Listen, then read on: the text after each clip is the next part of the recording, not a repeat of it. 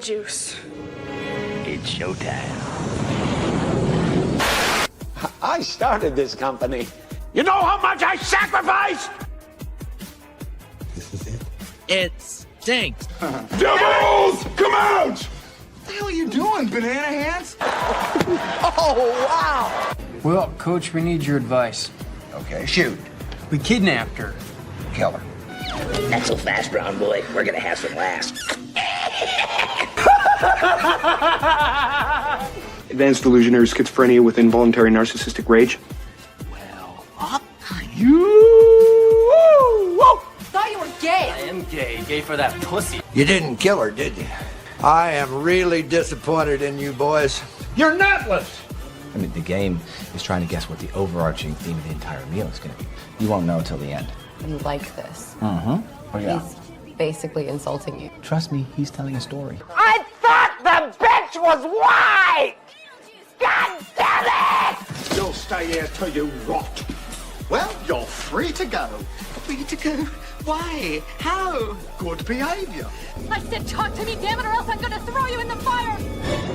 You stupid bitch! You filthy slut! Did you fuck with me?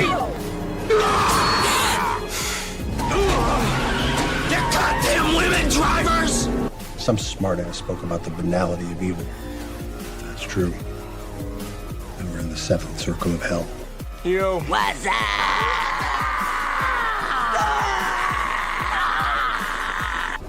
It does have its charms. All right, let's go. Oh, sure. I'll steer and you can work the pedals. We're dolls, you dope! Surprise, bitch. I bet you thought you'd seen the last of me. Oh, no. No. What? No, no, no, no, no, no, no, no, don't do that! I thought we were having a nice day. We're gonna carry on and plan the sequel, because let's face it, baby, these days, you gotta have a sequel. Could it be Satan? What are you telling me, that I can't shoot them? I want to shoot them! Is everybody happy now, huh? Are we all friends again? What? What the fuck? I thought you loved all animals, Mr. Ventura. Shit, Negro, that's all you had to say. You could trouble me for a warm glass of shut the hell up. That is why I won't do 2 shows a night anymore, babe. I won't do it.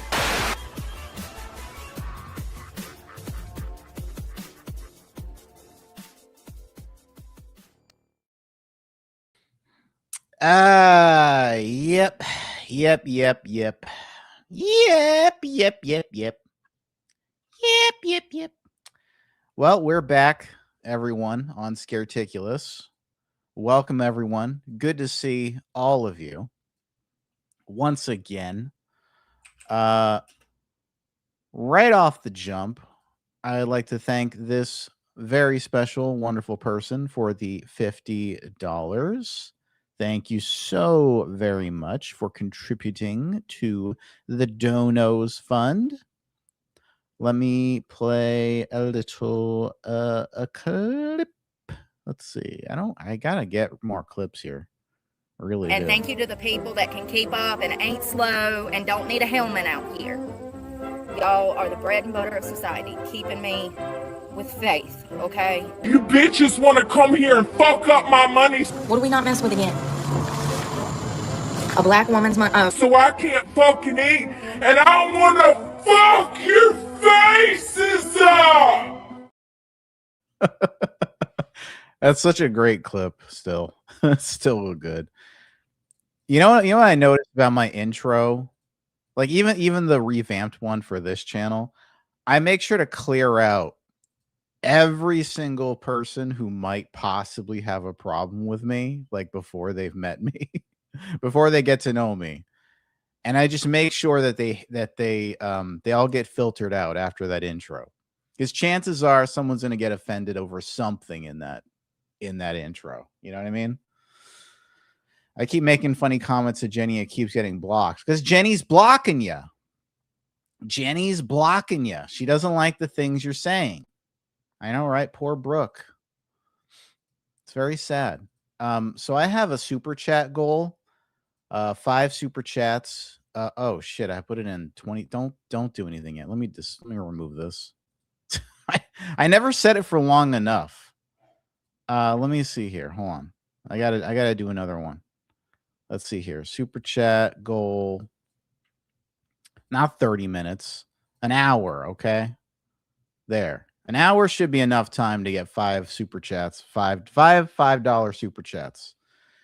So basically a total of $25 for all 5 super chats. So that's all you would have to do. Now, do I think I'm going to get this goal? No. But am I hoping I'm going to get this goal? Yes. Am I foolish for hoping to get this goal? Yes. Am I still going to do it? Yes. Am I a fool? Yes. I know Nicole isn't blocked. I was kidding, Jenny. I was just fucking around with you, Jenny. For fuck's sake. Everyone, please like and share the stream out. You know, we'll talk about lots of stuff here, not just horror movies. You know, you guys know I have to kind of market my shit a certain way. I am a greedy Jew. I am. That is true. Hey, that rhymed. Look at that. See? I'm a fucking poet. And I didn't know it. Whoa. How'd I do that? One down. There we go. Woo. I need like a little clap sound or something here. You are a woman. You are to be silent.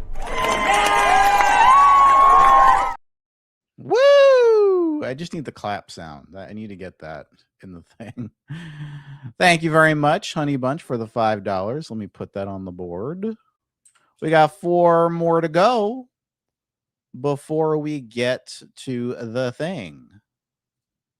So very exciting. Very, very exciting, folks. This is an incredible situation happening here in the chat. As we can see, there's already a super chat of $5 that's been sent.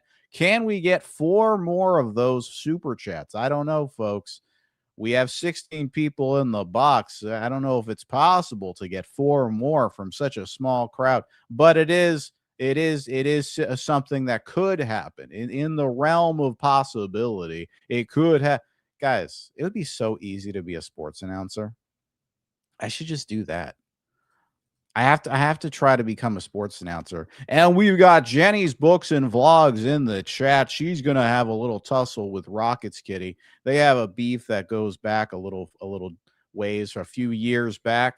They're going to get a little rambunctious there in the chat. Nicole here, classic trouble starter, always has something snarky to say. And then we have Honey Bunch here. She's very sweet, very beautiful, but we don't want to get caught too much up in the whole looks thing. We have to get on with the show. That's right. You don't even know. It doesn't mean I can't talk about it. I can't announce it. Everyone point and laugh at Nicole. You fool. You fool. You are such a fool, Nicole. Gloria, thank you so much for the $5 added to the Donos Fund. Folks, we are already 2 down, 3 to go. I can't believe this is even happening. I can't even believe my eyes. This is unprecedented. In all my years of announcing a sports game in the chat, this is the first time I've ever seen a super chat coming like a fly ball out of the inning. What is it called? No,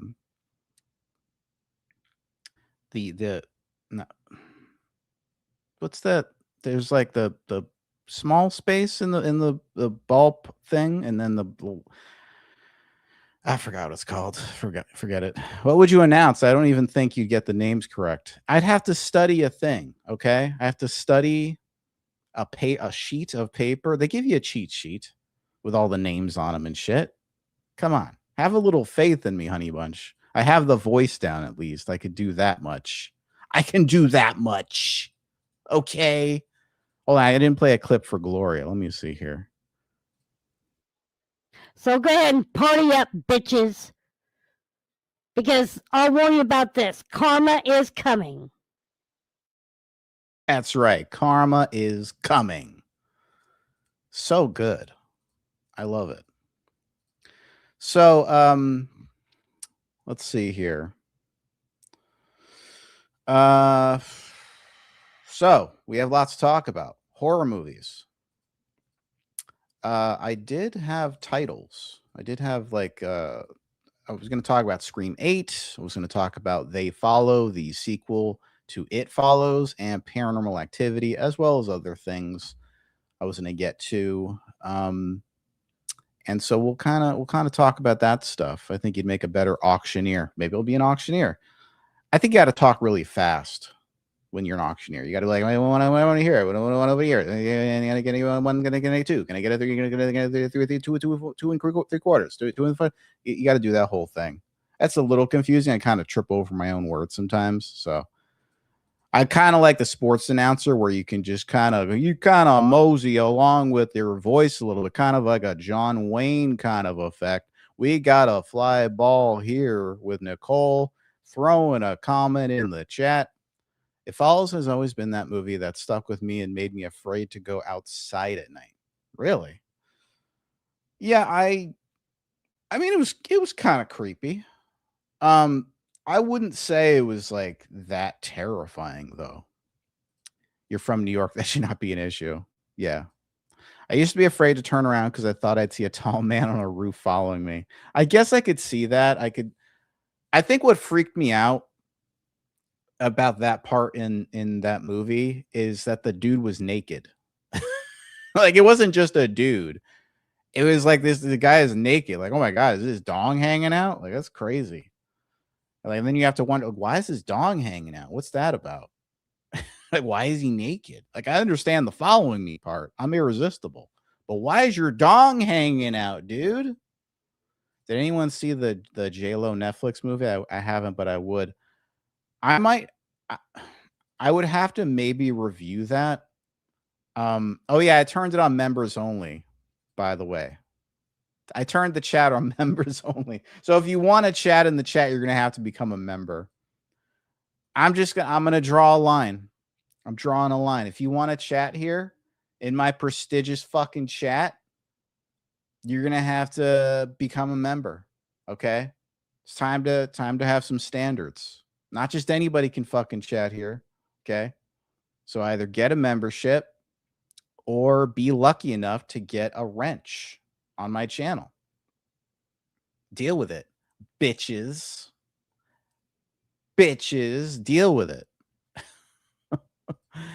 Yeah, I think I would review that movie and like make a joke out of it. I think that would be funny to mock.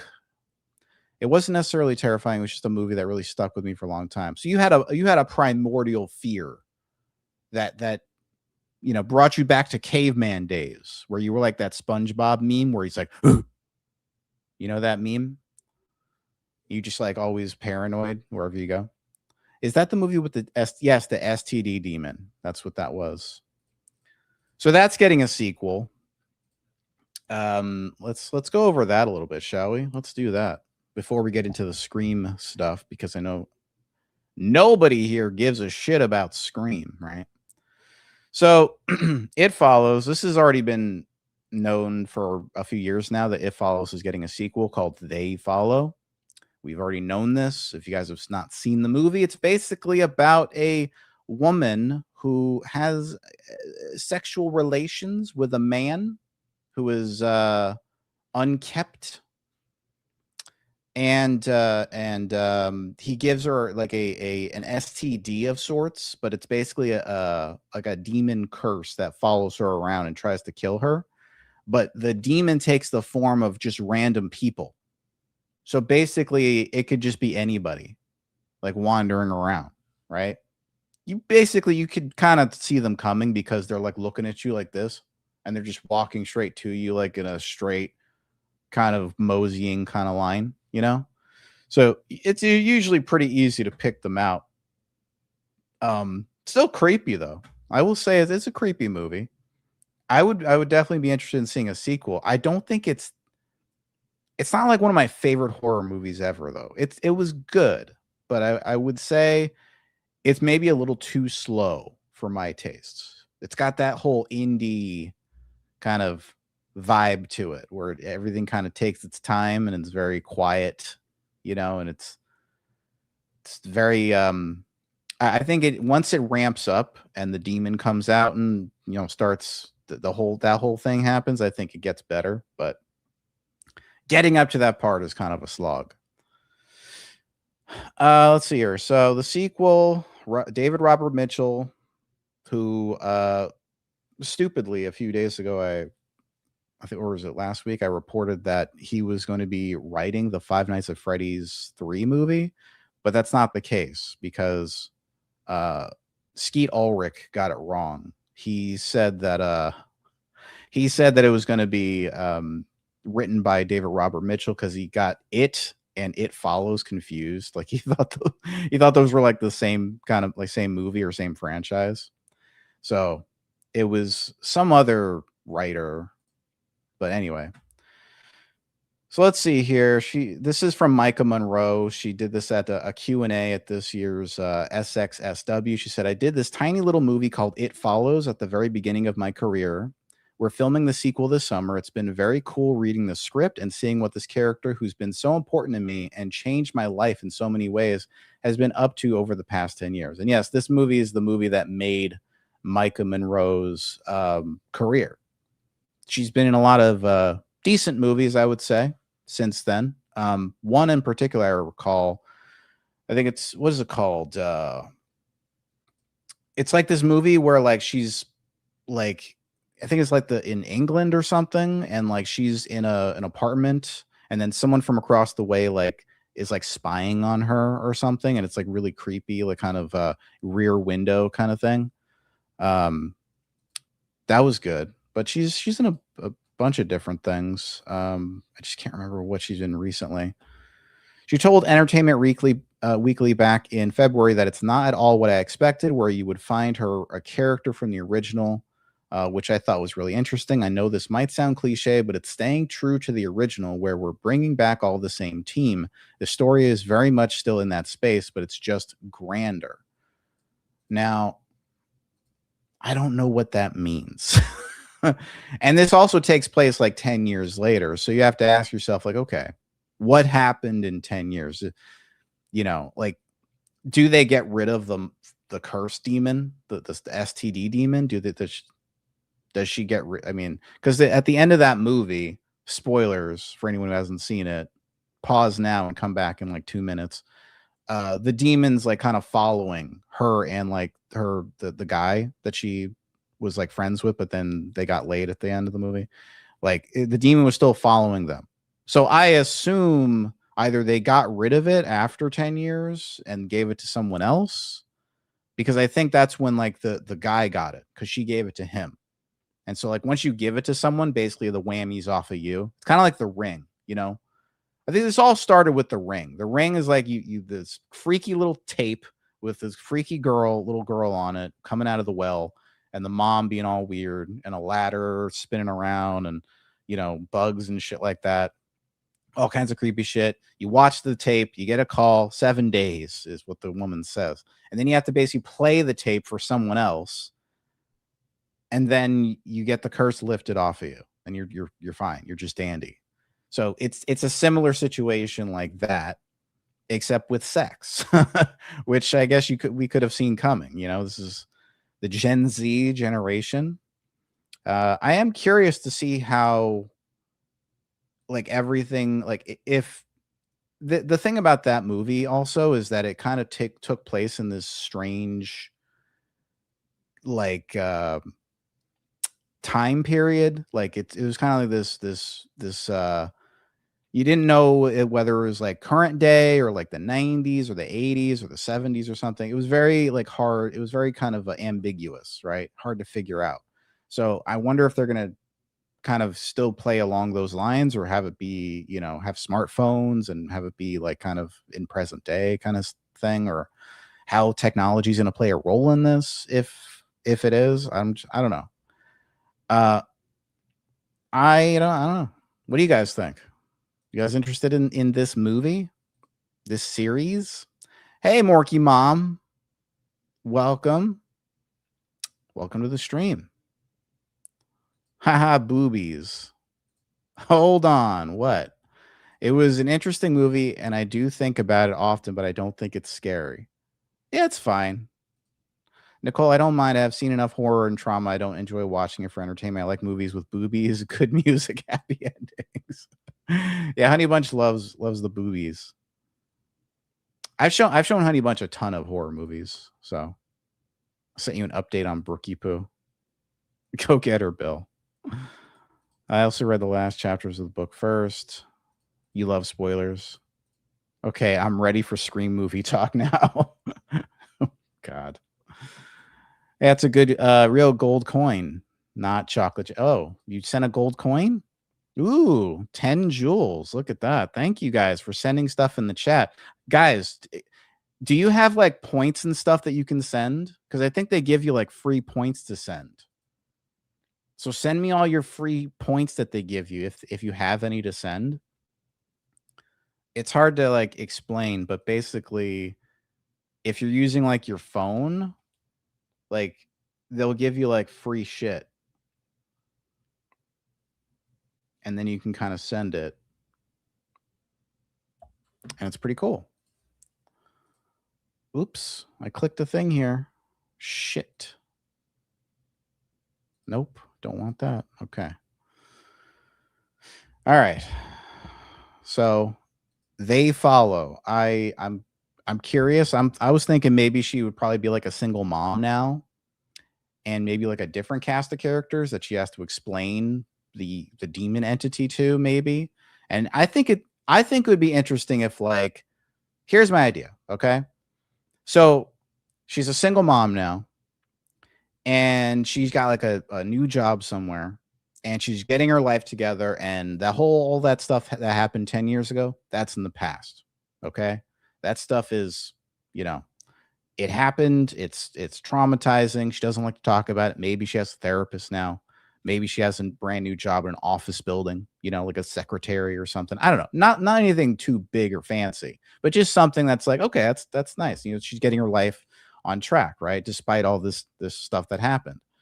And then she meets someone, and they do it to her all over again. And she gets the STD demon again. And then she has to basically explain all this stuff to like it follows her like to work, and like she can't, her life's falling apart because she can't, pick up her kid because the demon's going to be at the school, and like all this stuff. Right. And it just complicates her life now that she has like responsibilities, right? She's got bills to pay. She's got like family gatherings to go to. She got all this stuff. Right. And so just dealing with the demon as like, now she's an adult, not just like a teenager roaming around with her friends, I think that would be interesting. And have it start on like kind of a high note, where it's like, it seems like she's getting her life on track just to bring her back down again. I think that would be an interesting kind of plot. I think if it started off depressing, I wouldn't like that. Yeah, you'd have to constantly move. I don't think I would like it if it started out like a bummer, where it's like she's just like living in the gutter and she's like selling ass on the street. Like, not interested. Because like, how do you improve from there, right? How do you fix your situation after? Like, you might hope that the demon gets you after that point, right? Like, just take me, like just take me out of this nightmare, right? But if she's doing good, then you like kind of root for her to succeed and overcome the demon, right? And I think I heard something where it says like now the curse is everywhere. Like now everyone's getting the curse. So maybe multiple people are getting the same curse. And so they're each running from like a different demon, right? Because like the STD, it spreads, right? So I don't know. I think it would be interesting. STDs are a bummer. Yeah, well, I don't got to worry about that. So sorry, bummer for you maybe, because you got the AIDS. You got AIDS and shit. Oh, I didn't play this clip. I might as well play this clip. Might as well. Join my membership. Here's what I'm going to do. I'm going to give away 5 memberships right now. Okay? And then if you're good, maybe I will allow more memberships, maybe. So let's see here. B Frank got a membership. KFC got a membership. Kitty Cat got a membership. R Deshane got a membership, and Nate's Taste got a membership. So congrats to you guys, and nobody else. I'm going to be selective with my membership gifting from now on. Like I can fucking help who I give it to. Are we talking about Brooke? All right. When you came in here, I was like every fan, and immediately was like, "Oh, are you doing the sequel? What's happening? What's happening? What's happening? What's happening?" And you are, in fact, Yes. finally. We're doing it. That's the next gig. Yeah, that's the next job. You said before, I've heard you talk about it. The script's pretty great.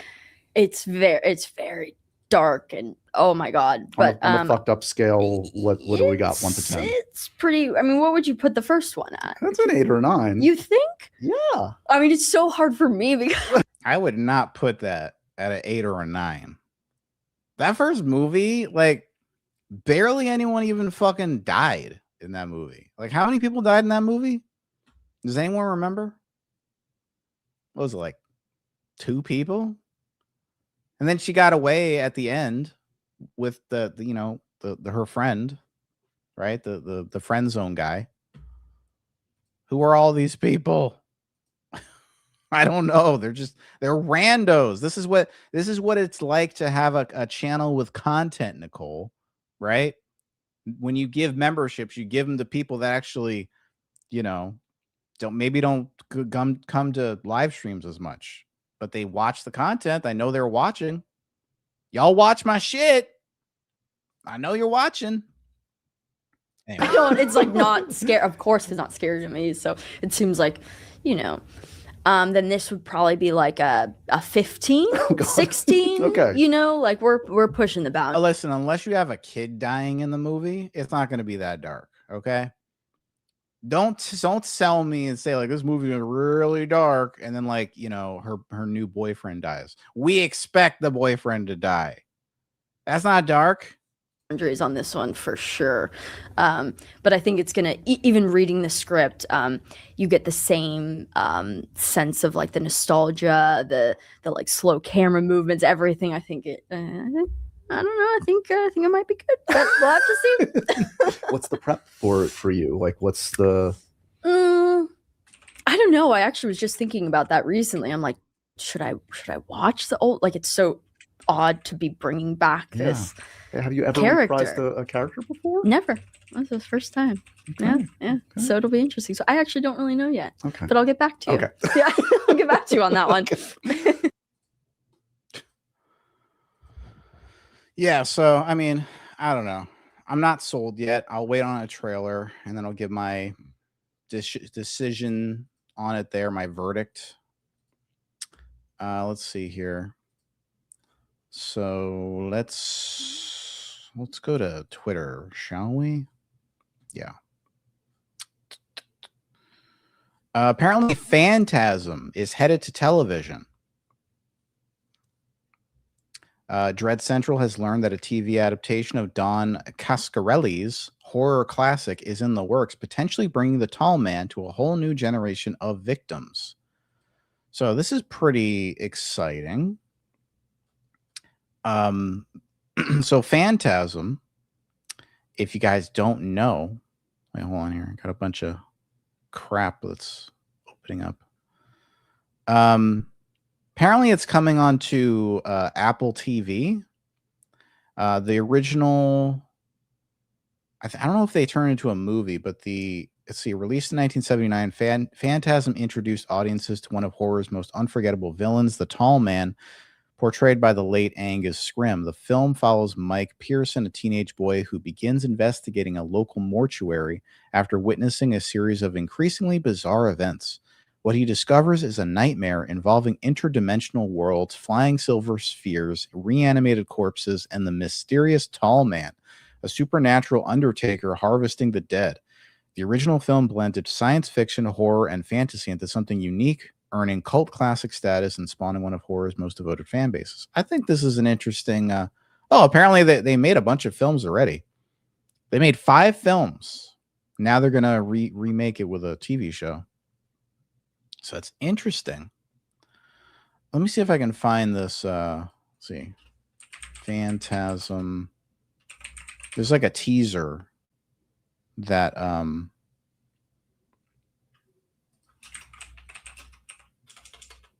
that Apple TV put out. Oh no, wait, that was something else. My bad. That was Neuromancer. Oh my god. Well, I want to see Neuromancer too. So there you go. Okay. I got them confused, but I'm gonna see both. Happy. Christ. Where's it coming to television? Where's Phantasm coming to television?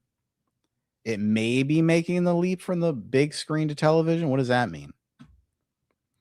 So this comes after horror veteran Nick Antosca, Channel Zero Cape Fear, had been developing a feature film from his own screenplay through his Eat the Cat label, which sources tell me was excellent. It's unclear if he's continuing to be involved.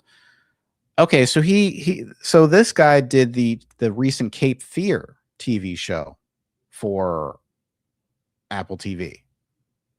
So I guess that's why I kind of assumed it would be for Apple TV. But I guess it could be anywhere. It could be Peacock or, you know, Hulu or whatever the fuck. But I'm interested. Has anyone seen the recent Cape Fear TV show that they put on Apple TV? Has anyone seen that? Raise it, show of hands. I used my free 100% off promo on your $9.99 level membership. I spent Jack and you get paid. Now give me my mod wrench for this one. The 30 days expires. I will give you a moderator, but thank you for allowing me to benefit somewhat from you getting a membership. I thank you, sir. At least I get something out of this. Nicole, when are you going to debate Jamie again? I think Nicole's afraid of me. I really think that's it. She's afraid to face me one-on-one again. That's why she didn't show up to last Friday's stream with me in Crime Scene, because she got humiliated. From her humiliating defeat. You know what I want to do for like kind of like a regular show or on this channel is I want to have like fights with people. I want to have like debates talking about like movies. I used to do that back when I had another movie channel years ago. And it's kind of similar to like the movie fights. If anyone's seen that from Screen Junkies, they had this thing called movie fights years ago. And I used to love watching that. I would watch that like every, I don't know, Wednesday or something like that. Whenever it came out, I would get myself a fucking big Philly cheesesteak from Jersey Mike's. I would come home and I would eat my cheesesteak while I'm watching movie fights. It was the fucking best time ever. I fucking love watching those movie fights. I was addicted. I was so addicted. I got that stupid app that they had at the time. They're like, download our app to watch the movie fights. And I'm like, okay, apps sucked ass. I really hate when they make you like download an app to watch their shitty stuff. It takes all the fun out of it. I don't want to watch the movie fights on a tiny little screen. Let me watch it on the fucking like my big fucking 60-inch TV. Hey Margie, any conversation with Jamie is a debate. That's true. Yeah, I was like Margie. I was like, who the fuck is Margie? Yeah, it's a good idea. I want to have like little movie fights with people. I want to like argue about like, what's your favorite scary movie, that whole thing. And I want there to be a winner and a loser. I want to do that.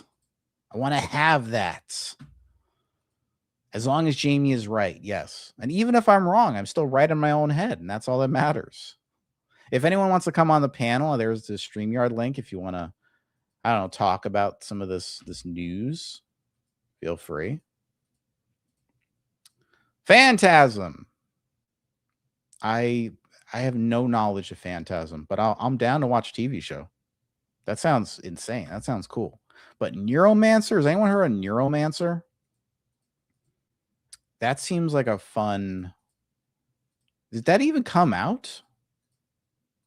There's a teaser for it a year ago.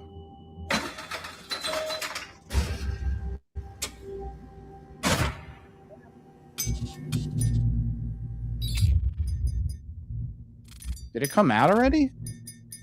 It's now in production. Okay, so why isn't it out yet? This happened a year ago. Neuromancer. Is it coming out soon? Okay, so this was another teaser that came out just today. That's why I'm talking about this so much, because they just had another teaser come out.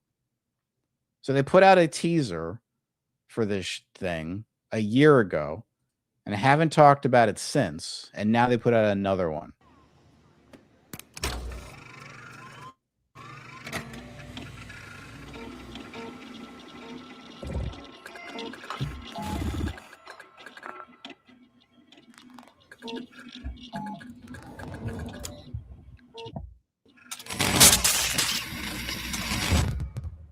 Can we watch the damn thing? Is it coming out? Like, when's it happening? U.S. air date coming soon. That's not good enough. Tell me when it's fucking coming out.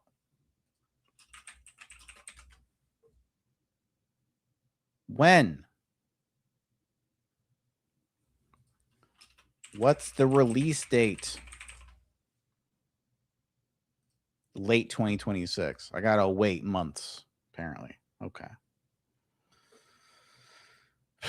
Stupid. All right. I'll watch that, though. It sounds fun. Sounds interesting. What happened last Friday? I didn't see your email until like 3 days after Oopsies.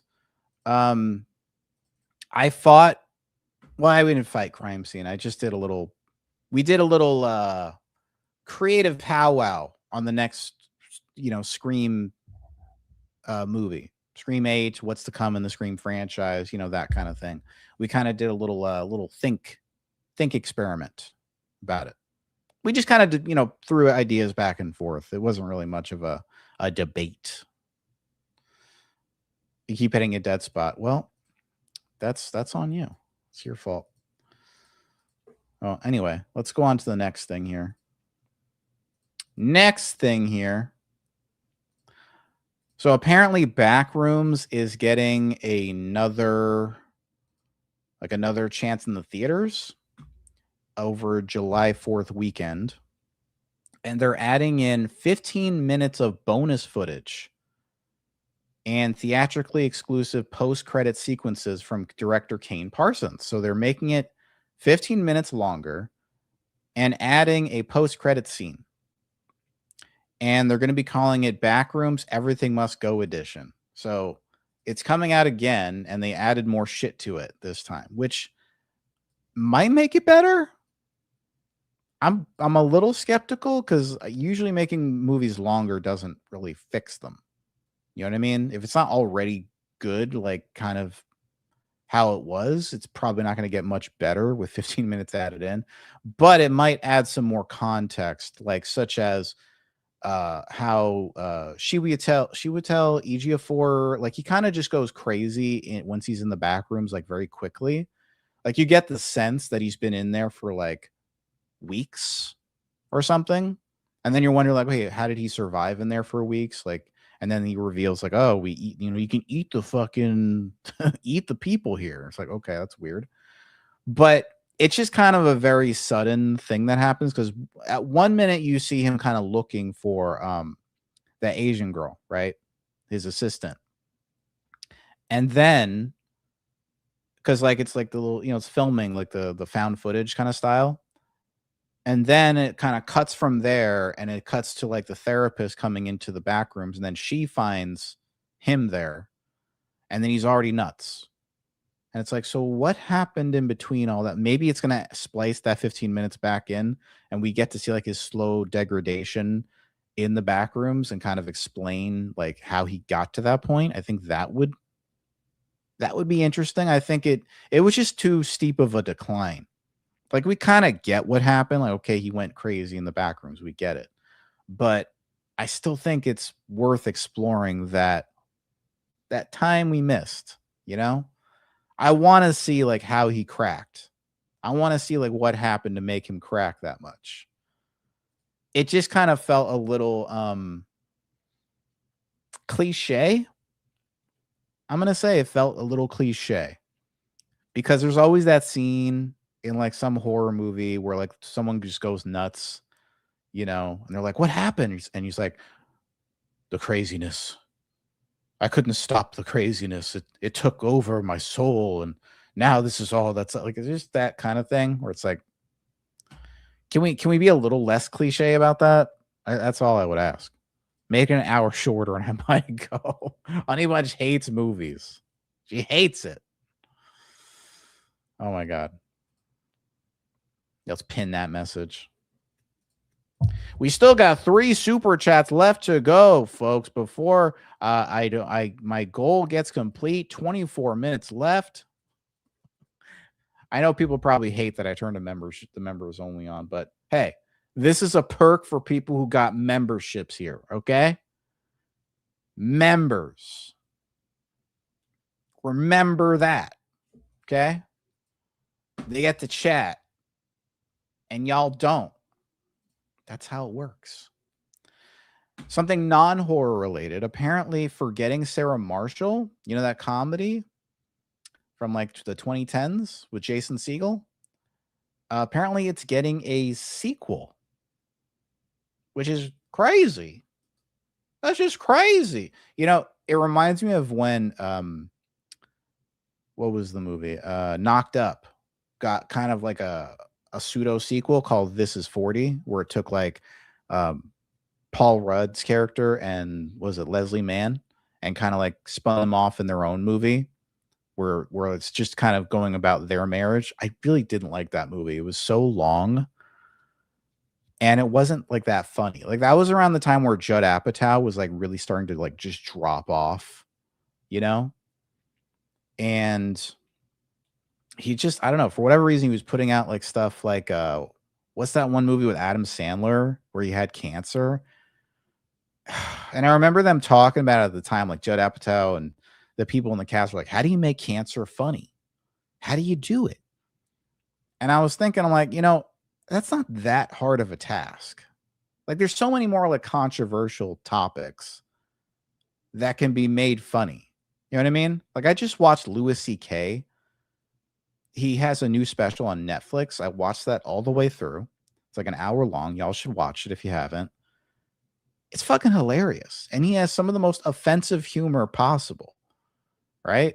Some really dark subjects, but they're fucking hilarious. So it's not that impossible to think, oh yeah, cancer can be funny. You can laugh at anything. All it takes is the right delivery to make something funny. I'm sticking to that. I am sticking to that. So let's go to this little article here. Sequel, we're getting there. Okay, let's see here. An exclusive interview with the direct while on the red carpet for Apple TV's Shrinking. I don't like the Shrinking show. I tried watching it. I watched like, I don't know, 7 episodes, 8. I just can't get into it. Something about that show. First off, it's not that funny. First off, it's a comedy. It's supposed to make me laugh, and I'm not laughing. It's like sweet, I guess. Like, oh, it's a sweet show where people, you know, share emotions about each other and care. Like, I get it, but it's not clicking with me. And it annoys me that it's not clicking with me because everywhere I see, everyone loves this fucking show, this Shrinking show. You guys watch it. You might watch the show and might think it's amazing. It's on Apple TV. I tried. I gave it the old college try. I can't get into it. I don't know what's wrong with me. But anyway, Newport Beach TV Fest, Jason Segel confirmed that he is still dreaming of doing a full rock opera of Dracula's Lament, noting that he has an idea for how to do it, and they are slowly getting there. So they're slowly getting there and doing the Dracula's. If you guys remember from Forgetting Sarah Marshall, he wanted to do a whole puppet show, kind of like Muppets, you know. And he resurrected the Muppets. Does anyone remember this? Where he made a new Muppet movie back then? Jason Segel's the one that championed that. He's the reason why the Muppets basically didn't die out in the 2010s. Let's see here. In 2023, he popped up in Los Angeles and played Dracula's Lament live. And even after all this time with Forgetting Sarah Marshall, one day, are we ever going to see that full rock opera? Jason Segel says, we have been talking about it. I will tell you. That's all I can say. Yeah, every once in a while, I get an itch. I get my puppet because I have him, and I go perform live somewhere. But I still dream of doing that musical. I have an idea for how to do it, too. So we're getting there. When asked directly about the odds of a sequel for Forgetting Sarah Marshall, he said, it would all be one thing with the musical. I got an idea. I have an idea. So he has an idea for a movie. This isn't like a studio saying that they're making a new Forgetting Sarah Marshall movie or a sequel to that. This is just Jason Segel saying in like an interview, like, yeah, I have an idea for it. So it's not in production yet. I think there's like some kind of hope. Now, the question is, does this need a sequel? I saw a lot of people complaining on Twitter, like, we don't need another Forgetting Sarah Marshall. Hollywood's got no creativity, blah, blah, whatever. I think you could make a really funny Forgetting Sarah Marshall too. With, you know, you have Jason Segel's character with what's her face? The girl on the left here. What's her fucking name? Anyway, it's not Kristen Bell, okay? It's not Kristen Bell on the right here, right? So I imagine they're together still. Maybe they have like a kid or something. And then, you know, Kristen Bell's character, she's probably single and she's trying to like maybe find herself a relationship where she feels loved. And she's just had, you know, breakup after breakup and, you know, just like those serial monogamists kind of people where they just go on and on, just having these relationships forever and just staying basically single for years and years and never actually, you know, getting married and having kids and stuff. So I could see it being something like that. Like maybe they want to find her a nice guy. Also in universe, she is like this kind of famous actress. So maybe that might have something to do with like the plot. Like maybe like it has something to do with Hollywood or something. I don't know. I don't know. But I would be interested in seeing a sequel because I think Jason Segel was great in that movie. I think he's got this kind of like sad boy, kind of like ridiculous cartoon character kind of thing going on in that movie. And I think I haven't really seen that from him since. I think that's the reason I don't like The Shrinking Show. He's so like subdued in that show. Like he's so normal. And it just drives me up a wall because I'm like, this dude is capable of doing such funny shit. And then I gotta watch him be like an emotional, you know, therapist or whatever. And I'm like, when am I supposed to laugh? Because I'm not laughing. I'm trying to laugh. I love Louis C.K. I think he's the best stand-up comedian that we've had in the last 20 years, at least. Micah. Yeah. It had an ending. I don't get a part 2. Are you talking about Sarah Marshall? Or are you talking about something else? Sounds good. Emotions and sharing. Yeah, you might like it. You might think it's sweet. I just thought it was kind of boring and I didn't care for it. But Louis C.K. is fucking hilarious. He's still got it. I'm so happy to see that he's kind of crawling out of being canceled. He's no longer, you know, he apparently pulled his dick out in front of what's her name? That Sarah Silverman chick in a hotel room. And then she told on him and then he lost all these opportunities. He lost his FX shows and he lost all this stuff.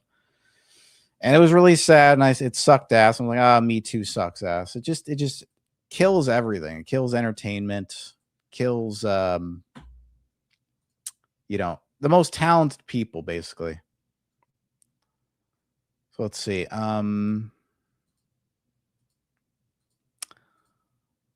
Warner Brothers Animation is reportedly going to produce a live-action animated Looney Tunes movie featuring Bugs Bunny. Robert Rugen is set to write the script, with more of it being announced soon. Robert Rugen, what did he do? What did he do? Let's see. Okay. Nothing notable. Nothing notable, I will say. The last thing he made was The Curse of Bridge Hollow with Damon Wayans in it, which I haven't seen. But it doesn't look like it's very good. Don't look like it's very good. But yeah, apparently he's going to be doing a Bugs Bunny movie. I don't know. I love Bugs Bunny. Obviously one of my favorite Looney Tunes characters. So I'm curious to see what's in the. I really hope it's not a Space Jam type of movie. But it's live action. So I mean, we already have the Coyote vs. Acme coming out this year in August, and I can't wait to see that. So with Bugs Bunny, I'm curious what they're gonna do for Bugs Bunny. Bugs Bunny, I don't know, but guess we'll get more into that when news breaks. Let's go into the next news bit. So a Siren Head movie is in the works at Warner Brothers. Brian Duffield, who made Whalefall, is set to direct with Zach Kreger, who made Weapons, co-writing the script. This sounds like a fucking banger already. And I don't even know what the fuck Siren Head is. Is that from Resident Evil? Is that just some kind of myth?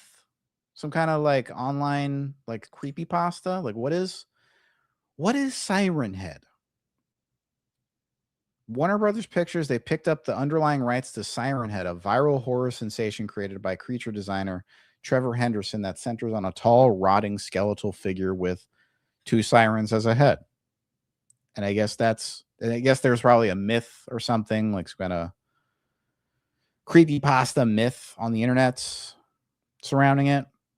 Dude, you got Zach Kreger and Brian Duff. This Whalefall I haven't seen yet, but I showed you all the preview for it. It looks fucking fantastic, does it not? I can't wait to see that Whalefall movie. That already looks fantastic. So he's going to be directing and Zach Kreger co-writing the script. I'm excited for this. I don't even know what the fuck it is, but I feel like it's going to be great. Dude, what is it with horror movies just like popping off this year? You guys noticed like how many good horror movies have come out this year? And then how many more are being announced? Like, it's fucking crazy. Okay, now let's talk about Scream. Okay. So apparently Isabel May, who was in Scream 7, she played Sidney Prescott's daughter. She was spotted at Paramount Studios, which means she's probably going to be signing her contract for Scream 8. And the rumored plot that... or I guess plot details that Sydney and Tatum are going to be going to London. And I guess Gail being a big part of the story. That's all we really have. I guess there might be some truth to that if Isabel May is possibly, again, just speculating here, that that she's going to be signing up for another movie. My mouse broke. Work, damn it. Mr. Kretz. Yes. I mentioned Isabel May and you just popped up. Is that a coincidence? I don't think so. Actually, Jamie, I am here outside of Big Ben in London doing a podcast in London because Scream 8 will be here in London. Yeah. Or will it? Good. Yeah, or will it? Siren is close to a mermaid who sings to sailors and sons. No, this is a literal siren head. The head is our sirens. We're not talking about sirens that sing. We're talking about sirens that go. That's what we're talking about, Bill. So Isabel May, you have any thoughts on this? Well, I mean, is that really was she really legitimately just spotted there, and was she there for Scream, or is she there to film another Taylor Sheridan narration show, which is how she got known? Paramount owns all the Yellowstone, 1883, 1923. They're making a 1944, and she does the narrations. I mean, we don't you know. expect me to know any of this shit? Well, what I'm saying dude? is nobody knows any of this shit. Like so I we don't run need- the fucking Isabel May fan page or something. We don't know what she was doing at Paramount, if that's even a current photo, or if that Twitter person's full of shit. I don't know. But is the Forgetting Sarah Marshall sequel going to be called Remembering Sarah Marshall? I think it would be something like saving Sarah Marshall or helping Sarah Marshall or something like that, because I think it's going to be about helping her. Has that been said at all? I mean, no, I'm just speculating, and I'm using logic because I feel like they're going to reverse things this time. I feel like Jason Segel's character is going to be the one who's got kind of his life more figured out with what's her face. Yeah, I was always a big fan of that movie. I will say though, that's one where, like, looking at it, it did kind of seem like it was kind of boxed in, that there was no real way to make a sequel out of that. Dude, you can always make a sequel. Yeah, you can. Sometimes You can always make a sequel. I don't believe in that, by the way. I don't believe you can. They ended it. You can't. You can always make a sequel. Well, no, I mean the concept of that original film.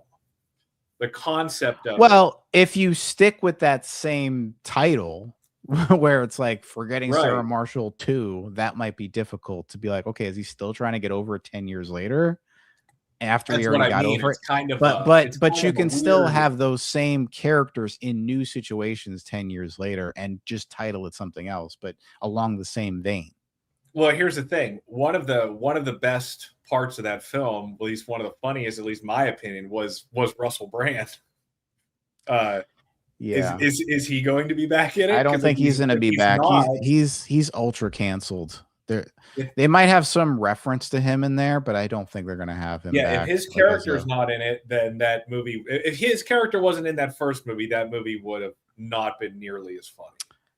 Yeah, I mean, I still thought it was hilarious, and I wonder if Jonah Hill's going to come back because he was great in that movie. I thought he was hilarious. Well, that's what I mean. Like, I heard Jonah Hill is already going to be making another 23 Jump Street now, or 24 Jump Street. I guess what I'm saying is the format of that film, the way it was laid out, the way the characters are, when you consider that Russell Brand's character got dumped, and obviously she was never going to go back to him again. When Jonah Hill's a waiter at a certain hotel in Hawaii, and are they going to go back to that same hotel, or is he just conveniently going to be working another job somewhere with one of these other characters? Like, it's hard to continue that story based off that it was on vacation, with those people. I don't know. That's just kind of. I think they're just gonna have it center around Sarah Marshall this time, and I think it's gonna be. You have a similar dynamic. They might be going to a different place this time, and then they'll have to be forced to kind of be around each other. But yeah, I don't think it's gonna be like Hawaii or whatever again. I don't think they're gonna do that same thing again. Yeah. But anyway, getting back to this story, this whole Scream 8 stuff. Do you believe the rumors that it's going to be taking place in London?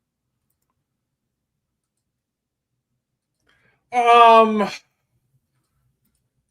think it's a possibility.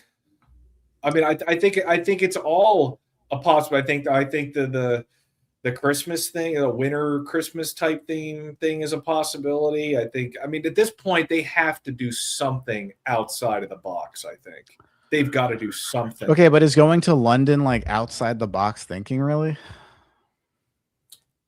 I mean, it's going to technically, if you look at it, I mean, they went to Hollywood in Scream 3. They went to New York in Scream 6. I guess they went to college in Scream 2, but college and Scream 6 as well. But they've moved out of Woodsboro many times.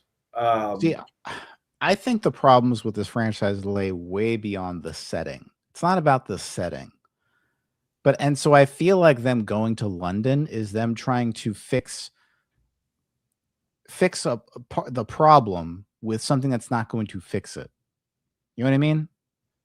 Like if you go to the doctor and they're like, well, you got AIDS, and they treat you for cancer, like that's not going to help you. And they cut your arm off. It's like that did not help at all. Right? Now I just have my arm cut off.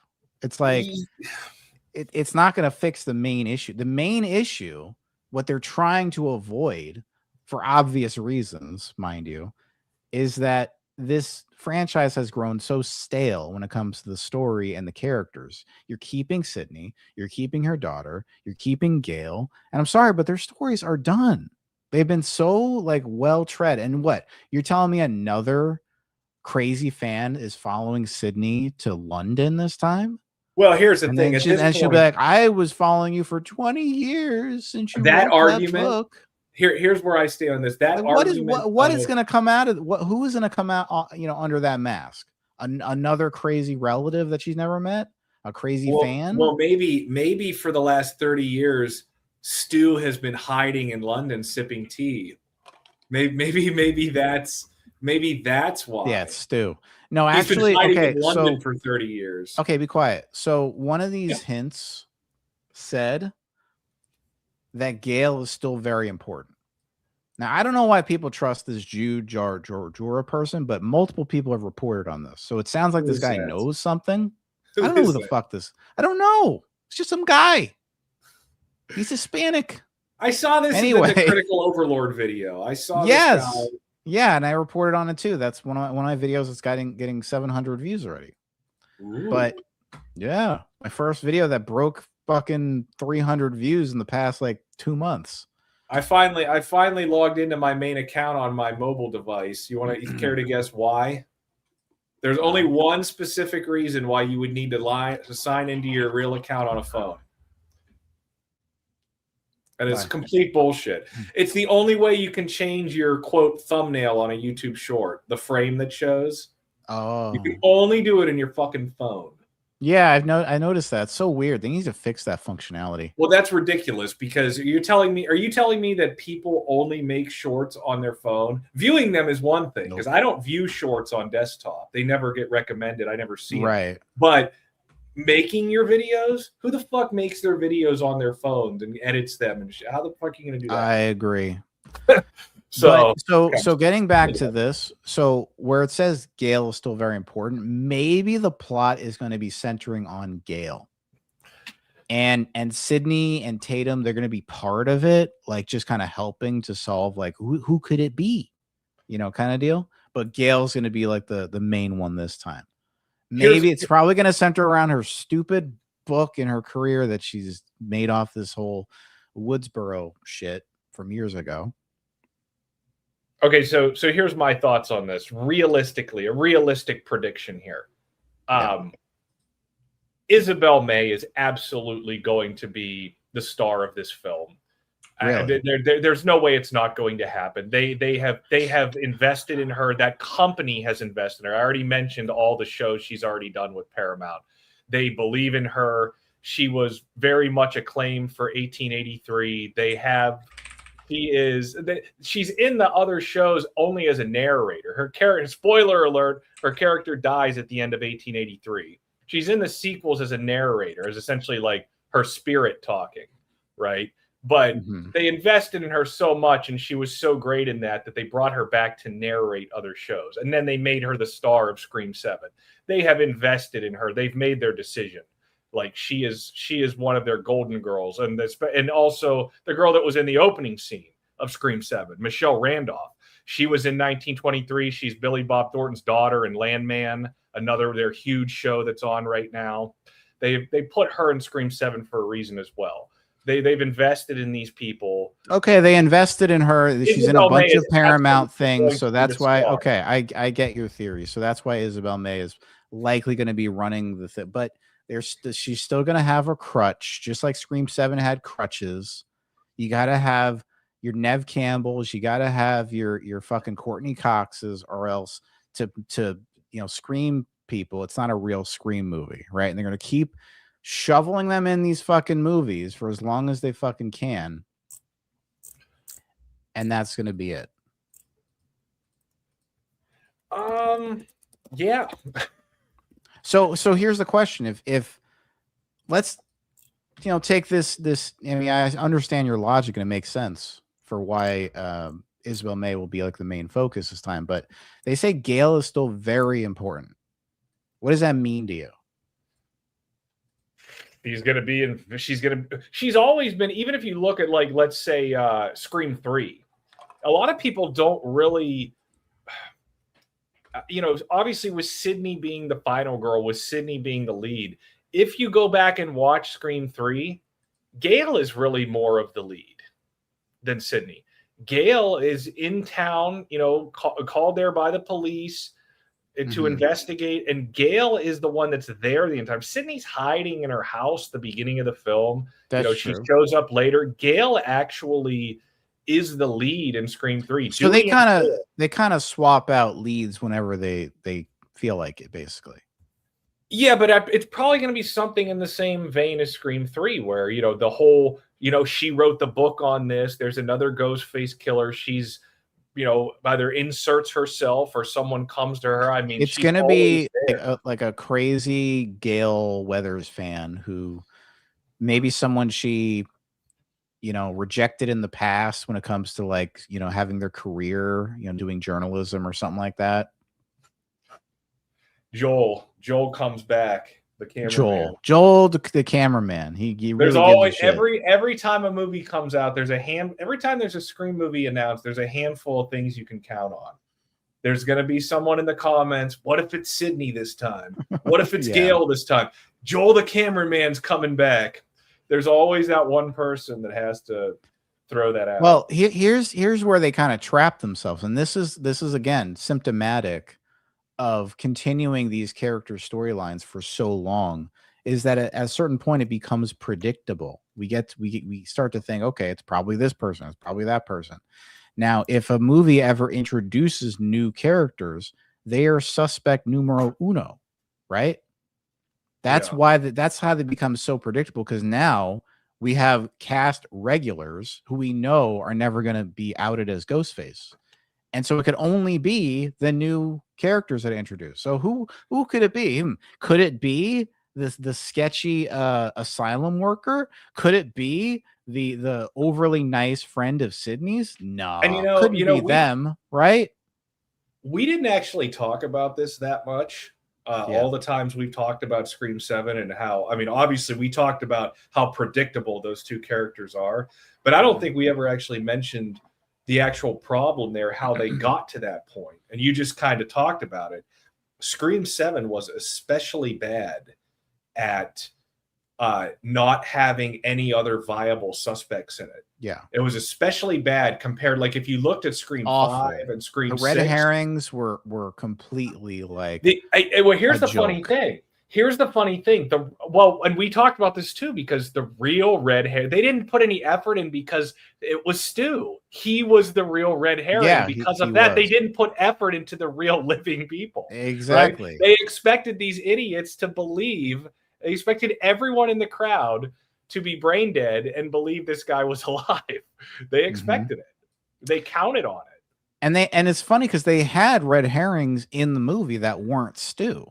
Well, that's the thing. They just did not push them nearly enough. Like, they had the theater teacher. They had let's the talk about him. They had all these other characters that it's like, okay, you could have done something with these characters to make us think it was them. And they did kind of do that with the boyfriend, with like, and it's like she sees his laptop. Like, I was just experimenting to see if you could do AI.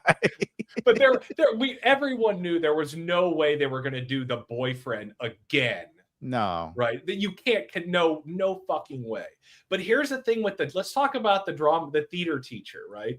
Mm-hmm. So when you look back on it now, right, and we're talking about it, yes, he was a red herring. When I was in the theater watching that movie, the first time that guy showed up and he started belittling and berating Isabel May, me and my buddy looked at each other. We were like, that dude's going to get gutted hard.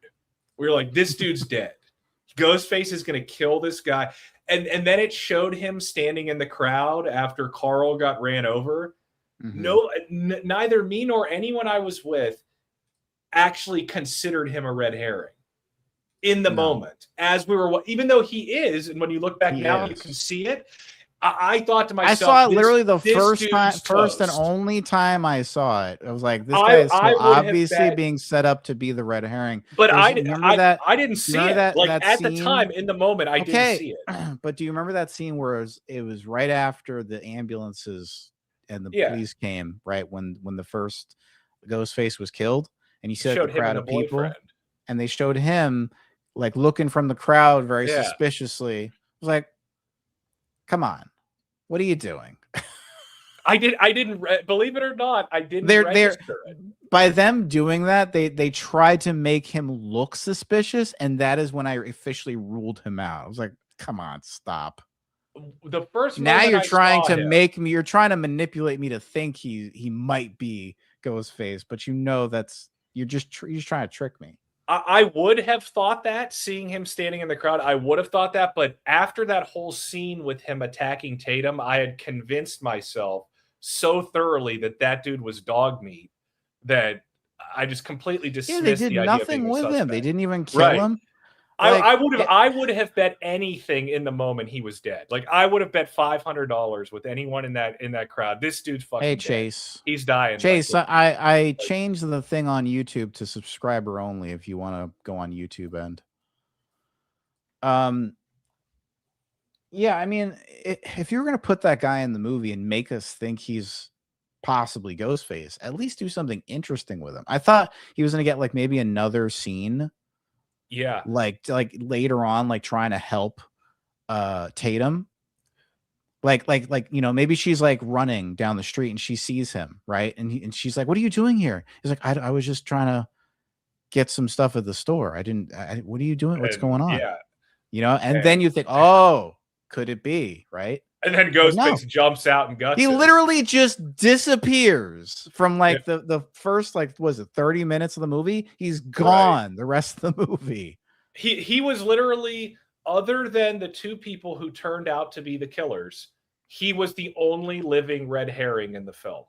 You literally had you had a 2/3 chance of getting the killers right just by who survived. All of the friends got killed, that's what I'm saying. Like, even if you look at Scream 6, there was always the possibility that her neighbor boyfriend was the killer. They wanted you to think he was a suspect. Then you had the people that actually were the killers. You had other options. In Scream 5, all of that friend group lived up until the very end. Like, it could have been really anybody in that till the end.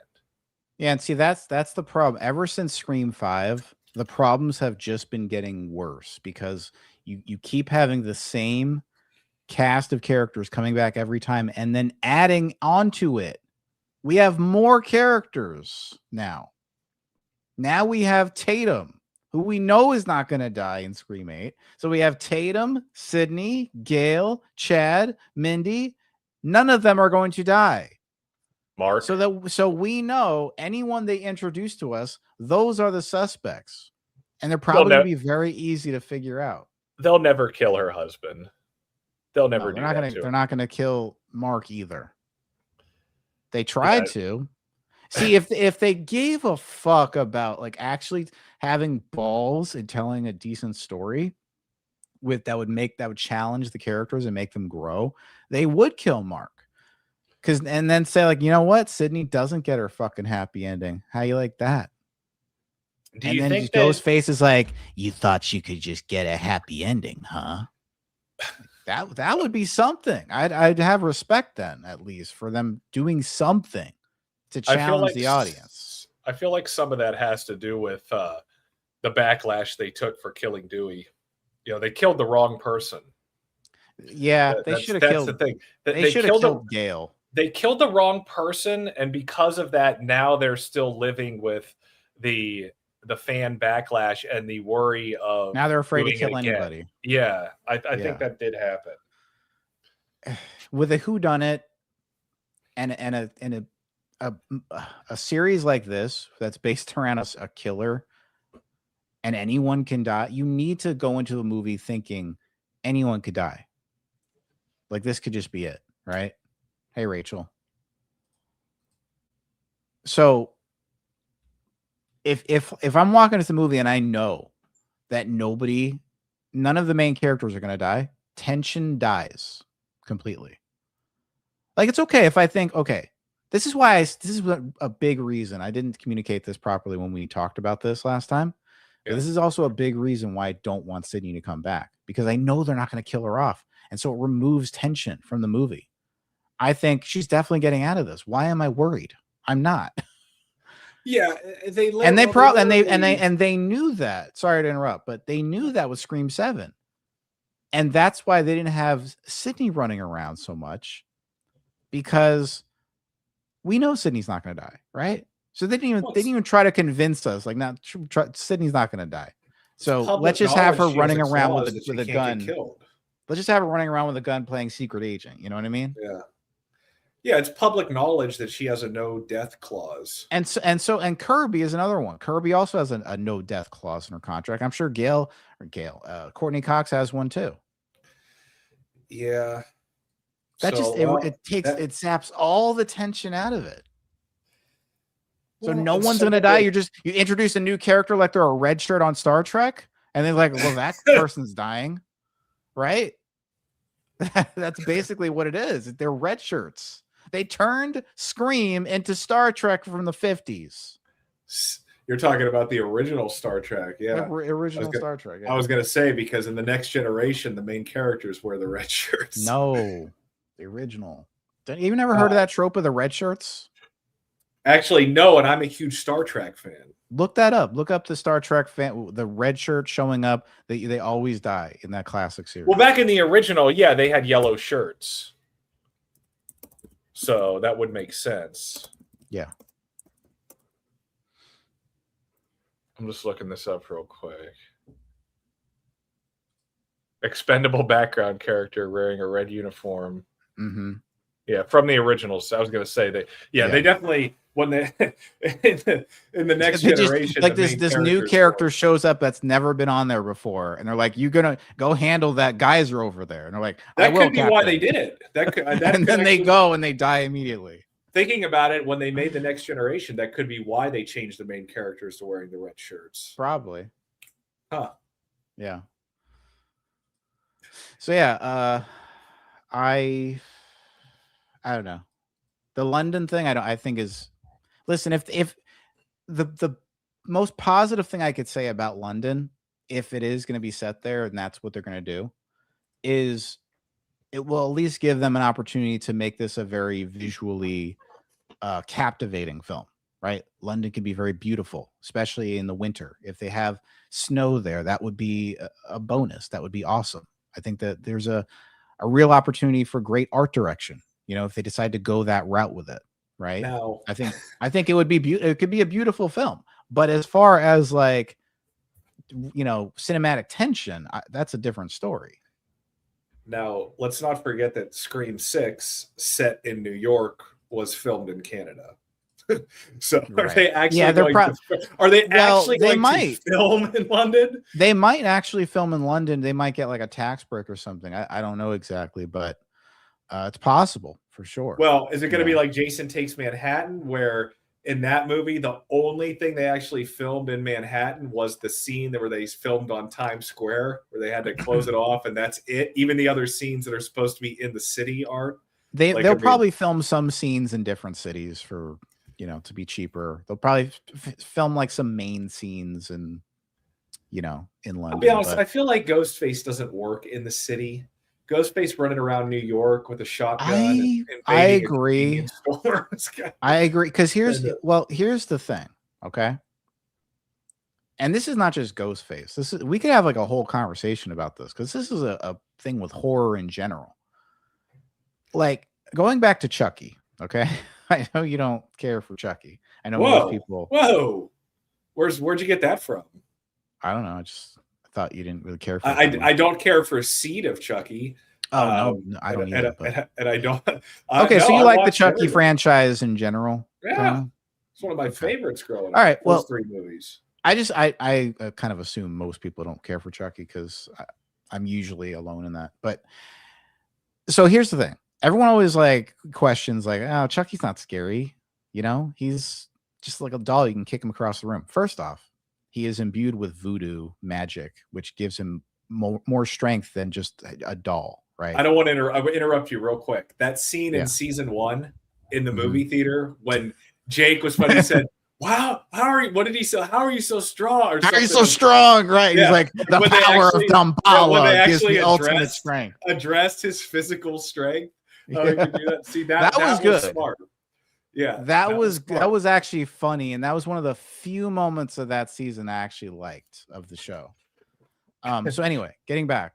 So, you know, he has voodoo and all that, but here's the thing that really makes Chucky scary is that he uses the shadows and he hides and he kind of uses like silence and like long draw, like you don't know where he is, right? He could be anywhere with a knife ready to stab you, underneath the table, right? Underneath the bed, you know, on top of something. You don't know, right? He's just that good. He's that good at hiding and being like squirreling away somewhere. And so that's what adds tension and terror. And usually the victim is alone, right? They're like helpless. They like, yeah, they're in a house that's technically shelter and they're safe, right? But you have a little murder doll running around that's really good at hiding, playing hide and seek, right? And so that's what makes it really scary. You never know he's going to pop out, and the scares are usually pretty scary. So the same rule applies for a lot of horror movies. It's usually only scary if the victims are in isolated space somewhere and they're not around tons of people, right? So when Ghostface is running around fucking New York City with all these fucking people around, there's cops, there's, you know, construction workers, tons, there's noise, lots of noise. By the way, noise kills horror tension. Okay. You want it to be silent with like the creepy, eerie sounds. You want that because otherwise it's like a scene like in that fucking bodega or whatever, where it's like an action movie now, where it's like, what am I watching? Right? Because it's like there's tons of noise going on. It's like Ghostface has a shotgun. It's not the fact that Ghostface has a shotgun that makes it leak cinematic tension. It's the fact that like these girls are not alone. They're not like sheltered away. They're, you know, there's a guy there. There's probably other patrons in the store. There's people outside walking by. It's not scary because they're not isolated. It's only scary when the victim is isolated. You feel me? Yeah. I mean, it's, yeah, well, it does feel less like a horror film for sure. And that's the reason. Most horror killers, most horror villains do not use guns. No, they don't, because it's not first off, it's not as intimate when using a gun as opposed to like a knife or some other brutal tool. Well, it's designed to be quick and just, you know, right. It's impersonal. It's more like I'm just trying to dispatch them quickly and just get it over with, and so I can go home and eat dinner, as opposed to like I'm gonna enjoy this, you know, like the stabbings. Like when a killer uses like a tool that's meant to be like brutal in nature, right? You sense that killer is way more psychotic because they want to relish the kill, right? And it's way more of like a personal, like that scene with Dewey in the hospital, right? You can tell where Amber, whoever underneath the fucking Ghostface mask, relished that kill. Stu. They relish that kill, right? He's like, it was an honor, right? Yeah. It's way more intimate doing that. Whereas a gun, it's just like, boom, bye. And there's no cinematic tension with that. I liked Spider Noir, Chase. I thought it was a great show. Yeah, if Freddy Krueger didn't have a glove, but rather a hunting rifle, it would be kind of a different film. Yeah. And then so you have all these killers that have some kind of blade or some kind of brutal device, like even Leatherface has a chainsaw. That's scary with the vroom, vroom, vroom. Like just hearing that sound is iconic in and of itself, right? You automatically think Texas Chainsaw Massacre. Yeah, Nicolas Cage is great in that show. I loved it. Great show. Stu here hasn't seen it. I haven't. I think I put it in my queue. Yeah, go watch it. But yeah, I just hope that they're able to, if they're gonna have it in London, have it be like in a creepy mansion, The or catacombs. the catacombs, or some like, just make it in really creepy, isolated places, you know, like an inn, like a creepy little inn that's gets very little visitors, you know, something like that. Maybe it can't be like running down the streets with the Big Ben in the background and you have, like, you know, people walk up. It's a beautiful sight to imagine, but it zaps cinematic tension. That's the problem. Hey, you just started it, huh? Yeah, it's good. Definitely has that noir kind of feel to it. I like how it's got like kind of a serialized kind of nature to it, because I think you get like 3 or 4 episodes in, and then you already kind of solve the central mystery, and you're like, oh, wait a minute, there's still more, like it's like 5 more episodes to go. What more do they have to do? And there's a lot more to it, which is great. It's entertaining. It's a good show. But yeah, I don't know if all these characters return, Kirby, Sydney, Gale, Tatum, Chad, Mindy, and none of them die. Like, what are we doing? What are we doing? Better have a big cast list. Is that going to be like what Mindy's going to say? She's going to be like, look, all of us have lasted multiple sequels. We're not gonna make it this time because we need to make room for more regulars to come onto the come into the movie. Oh God. Like, it's going to be something like that, or what do you think she's going to do? What do you think Mindy's new rules are going to be? Because you got to have a rules scene, right? Welcome back, Jenny. Unfortunately, yes. Jenny was pissed that I changed it to members only before.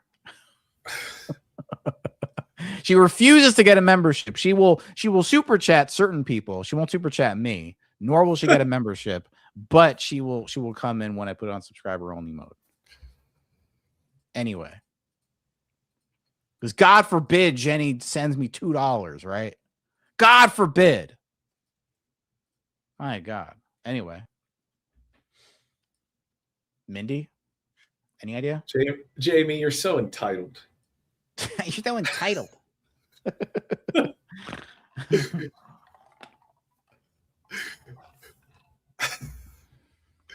a generation. Mindy, tell me, do you have any thoughts on the Mindy thing?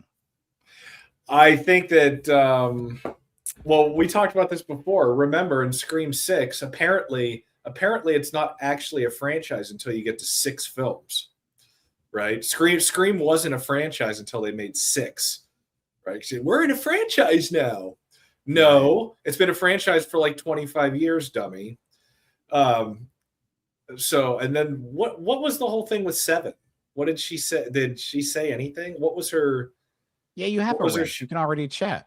What was her shit in 7? What was she trying to say that was? She said it was about nostalgia now. That's what she said. It wasn't about nostalgia before. Right? Like, it's literally 7. been like, it's been that since the 5th movie, at least. If not the 4th one. Yeah. The 4th one literally was 10 years after Scream 3. Right? Well, maybe 11 years, actually. Yeah, it was 11 years after 3. So you're going to tell me that wasn't about nostalgia? Literally trying to redo the same thing again, and then Scream 5 did the same thing again. In fairness, though, at the time, Scream 4 was not well received. Obviously, that's why it didn't come back for a 5th one. When you look at it now, the whole thing with the remakes that was extremely appropriate at the time. Horror remakes in the 2000s were everywhere. That's all it was remakes. By the way, I saw Scream 4 in theaters. I've seen, well, this. I saw all 7 Scream films in theaters. I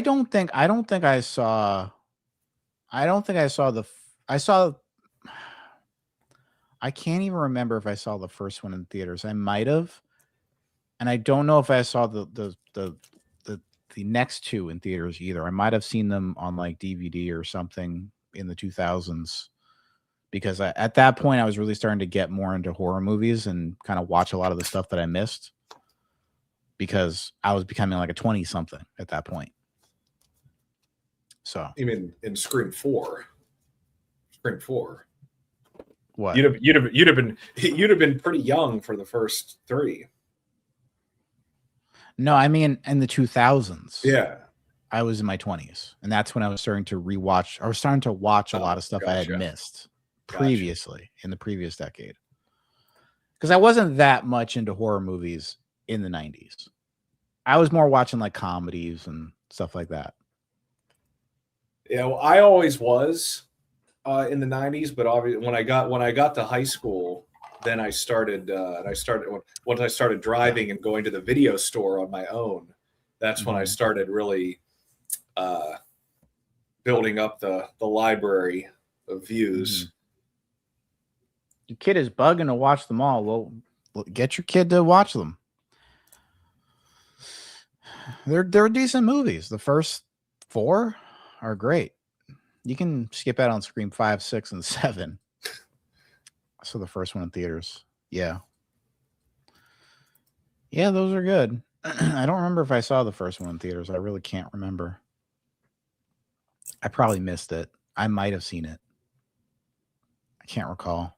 Well, I didn't see it. I saw it about back around that time. That would have been. I would have been in 4th grade. I know that I watched Halloween H2O in theaters, and I watched Bride of Chucky in theaters. I watched Bride of Chucky in theaters. I don't have a memory of Scream though. Yeah, I watched. I used to go. Me and a friend and my mom and her friend. We would go to a discount movie theater. So we actually saw Scream when it had been moved from the main theaters to the discount theater about a month after it came out.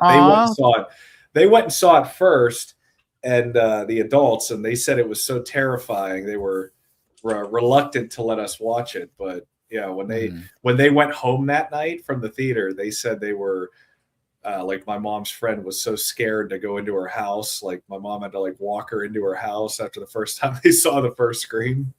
Wow. Yeah, it was crazy. When that came out. It was pretty terrifying. Killer in that costume. Yeah, I could see that first time being scary. Thank you, Jenny, for the $2 Canadian. Appreciate that. Watch Bride of Chucky in theaters. Yeah, I watched it for a specific reason. Because at the ripe old age of 12, I had decided that I was done being scared of Chucky. And I told myself, you will watch Bride of Chucky in theaters and you will get over your fear of Chucky. And then I didn't get over my fear of Chucky. But eventually. I remember when I first saw the trailer or first advertisement for Bride of Chucky. It was during a WCW Nitro on TNT. They advertised it. They actually had Chucky come on there, I think. I'm not sure why. Maybe it was something else. Chucky did an award show or something. Who cares what Chucky did on a fucking award show? Or but I saw the preview, and I was like, "Oh my god, there's another Chucky movie." Yeah, we went to the theater and saw it. I mean, it was. I wasn't disappointed. I mean, it was. Can I tell you something? Sure. Can I tell you something? So, at the time, I had literally been scared of Chucky like since I was 5. Okay, I watched it from a very young age, traumatized myself. Or I should say the irresponsible adults that showed it to me traumatized me by allowing me to see the movie. So I had been scared, terrified of Chucky for so long. Now, I'm sitting in the theater, minding my own business, got some nachos, nachos and cheese. That used to be my go-to. And some soda. And I was with my mom. We were watching a movie. I don't even remember what fucking movie we were watching. And then literally this trailer comes on screen. I see it. I'm like, what is this? It's weird. Okay, she's stabbing a cop. Okay, that's weird. And then that face popped up on screen, big as hell. That's when it triggered the memory. And that is, I literally, no shit, I shit you not. I literally was terrified, and I dropped my fucking nachos, I squeezed my fucking soda, spilled all over the fucking place. I was terrified out of my fucking mind seeing that on screen. I did not expect it. Okay? I was a little kid. I was like, I don't know, 10 or 11 years old at the time. And it was fucking scary as hell. And that was the first time I saw that Chucky was coming back. I think I was more shocked than anything because I never thought they'd make a fourth one. I figured after the first three, that was definitely it. It had been so long, and I don't know. Yeah, I literally had to close my eyes so I didn't see what was on the screen. It was that scary to me. But yeah, now as you can see, I've gotten over it. But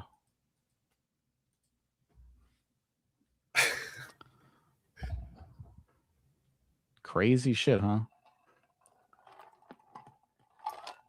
What other news has there been? Oh, wait a second. News. Oh, here. Actually, there's been a big piece of news that came out that, while not movie related, it could have an impact on movies eventually. PlayStation has apparently decided to not have physical discs for new games starting in 2028. So 2 years from now, every new game they put out is going to have a digital download code in a box and no disc, apparently. I will tell you that I have not been a consumer and like someone who played video games in quite a while, but I actually thought that they were already doing that. I thought they've had download codes. They've had download codes from like various publishers and developers and stuff, but it's never been like a console wide mandate. So this is in response to shifting trends in consumer preference. New games will be released on PlayStation Store and at retailers in digital formats only. As consumer preferences in the broader entertainment industry continue to shift away from physical discs to digital, physical game disc production for all new games releasing on PlayStation consoles will be discontinued starting January 2028. Following this date, new games will be available on PlayStation Store and at retailers in digital formats only. This transition has no impact on games that already released or will be releasing prior to January 2028 in disc format. This is a natural direction for Sony Interactive Entertainment to adapt to consumer trends as the general preference for digital media significantly outpaces physical discs.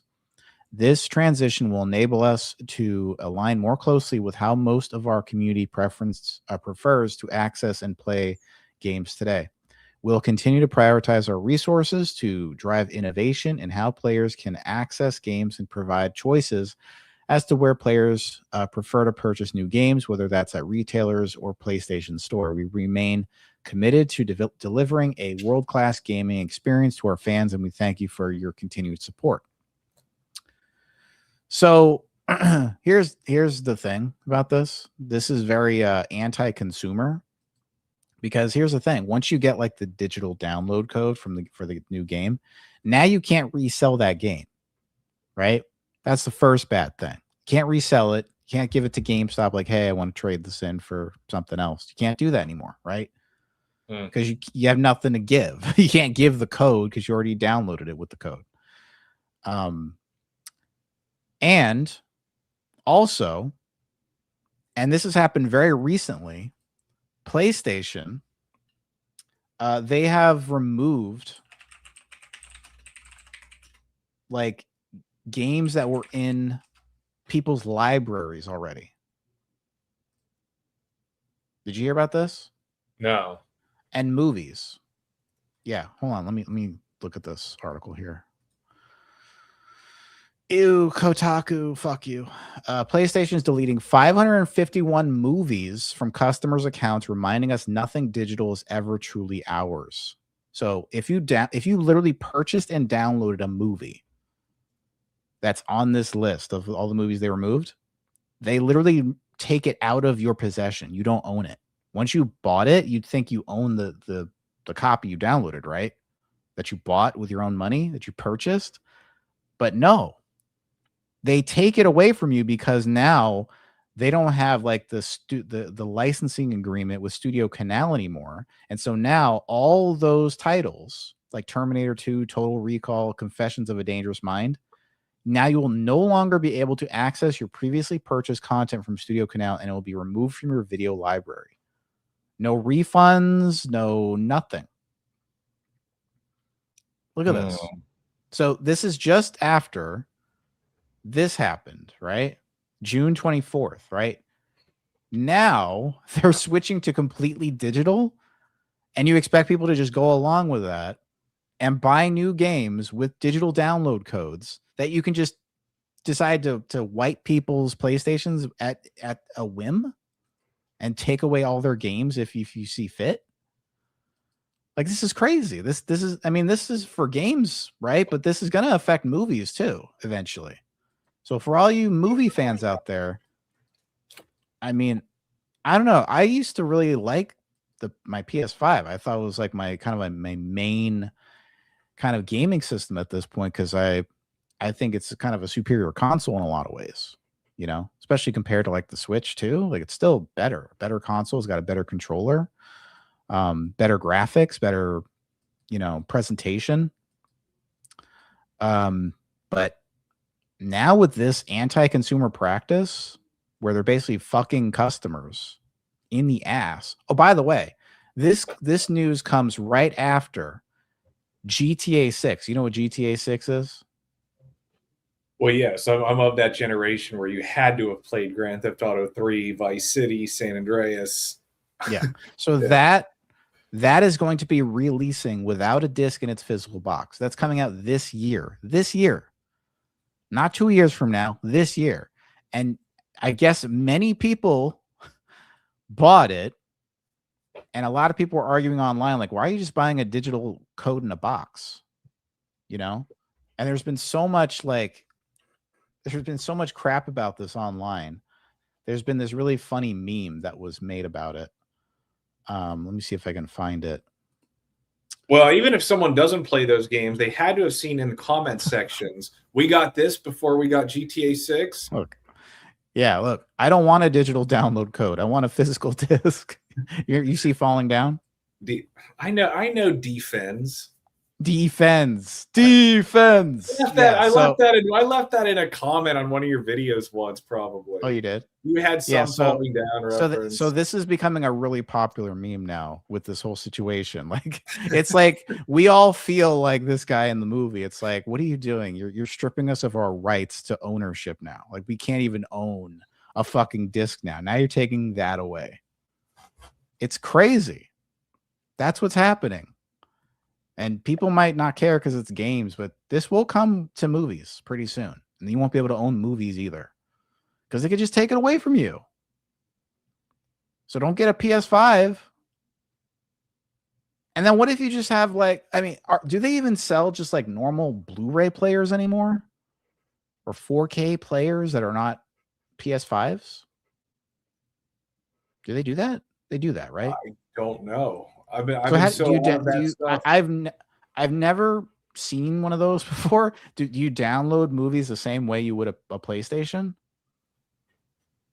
And if so, are you able to keep those downloads in your library, or are they just subject to being? The only way I watch movies and shit is basically through streaming now on my DVR. I still have Dish. I still have Hey, Hazy Train. Record stuff on DVR and hard drive, but I just stream. You know, if I were to buy or rent something, I would do it off Amazon. Now imagine this, right? Games are freaking expensive. Imagine you bought like, I don't know, 50 games, downloaded all of them. All of them cost anywhere from $60 to $100. And then the company decides to just wipe 50 of those games off your system. Like, that's crazy. That's crazy. Like, imagine that. Like, you bought 50 games, downloaded all of them. All of them cost anywhere from $60 to $100. And then the company decides to just wipe 50 of those games off your system. Like, that's crazy. your console clean because the licensing agreement for them like broke or something, and they don't give you a refund. They just literally steal it from you. You purchased it, you own it, and they take it from you. Yeah. This is something that should not pass, and I really hope that this is them like kind of testing the waters to see how people react to it, and then they'll like go back and change their minds later. You know, I hope that's what this is. Like that's why it's 2 years out. You know what I mean? It's not like it's happening next month. This is happening 2028, so we still have a year and a half before this gets enacted. So I imagine, and here's the thing. If they're able to just steal what you rightfully bought and downloaded onto your console and take it from you without refunding your money, that should be criminal. Like that should be something that's not allowed by these companies.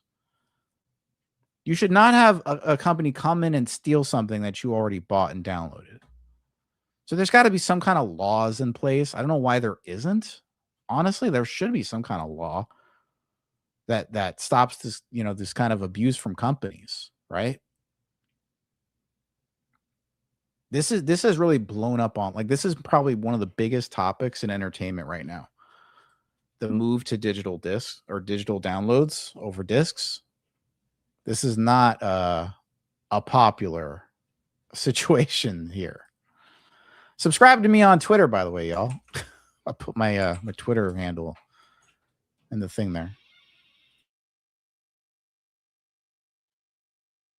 Yeah, I don't know. That's pretty wild. I mean, just thinking about it, like back when I did play, yeah, I definitely wouldn't have wanted to have all downloads of my shit and not have physical. It is theft, and it justifies piracy. Now, I'm not saying people should pirate games or movies or whatever, but yeah, by them doing this to the consumer, it basically sends them a message that basically now you can steal. You can't. There's a saying going around. It's like, if buying is not owning, then downloading illegally or whatever isn't theft or something like that. It's like you can't even own the shit that you buy. So what does it matter if you pirate something? Yeah, but they can go to rentals in the future and get away with it. I mean, listen, if you rented something by downloading it, that's one thing, but if you're buying it wholesale, they should not be able to wipe your system clean without your permission. Not even without a fucking refund. Once you buy something, you're supposed to own it. Exactly. Right. So if buying isn't owning, and pirating isn't theft. Yeah, it's like renting. That shouldn't. And if it's renting, it should be way lower price. Hey, Heidi. It's a semi-permanent rental, which is what everyone wants. It's sad, but I don't want to. I'm kind of lazy with my activism. I'm gonna be perfectly honest. Like, if something doesn't really affect me, or I don't really care that much, it does. Like, it's like whatever. Like I won't care, but I don't want to encourage this kind of behavior in a company. So I might be persuaded to not be supporting Sony. This is Sony, by the way. Oh, that's only so. So you said that Grand Theft Auto 6 is supposed to come out this year. Will that have physical copies? No. The company Rockstar that makes the game said they're only going to do digital discs, or digital downloads. So that's that. That's that.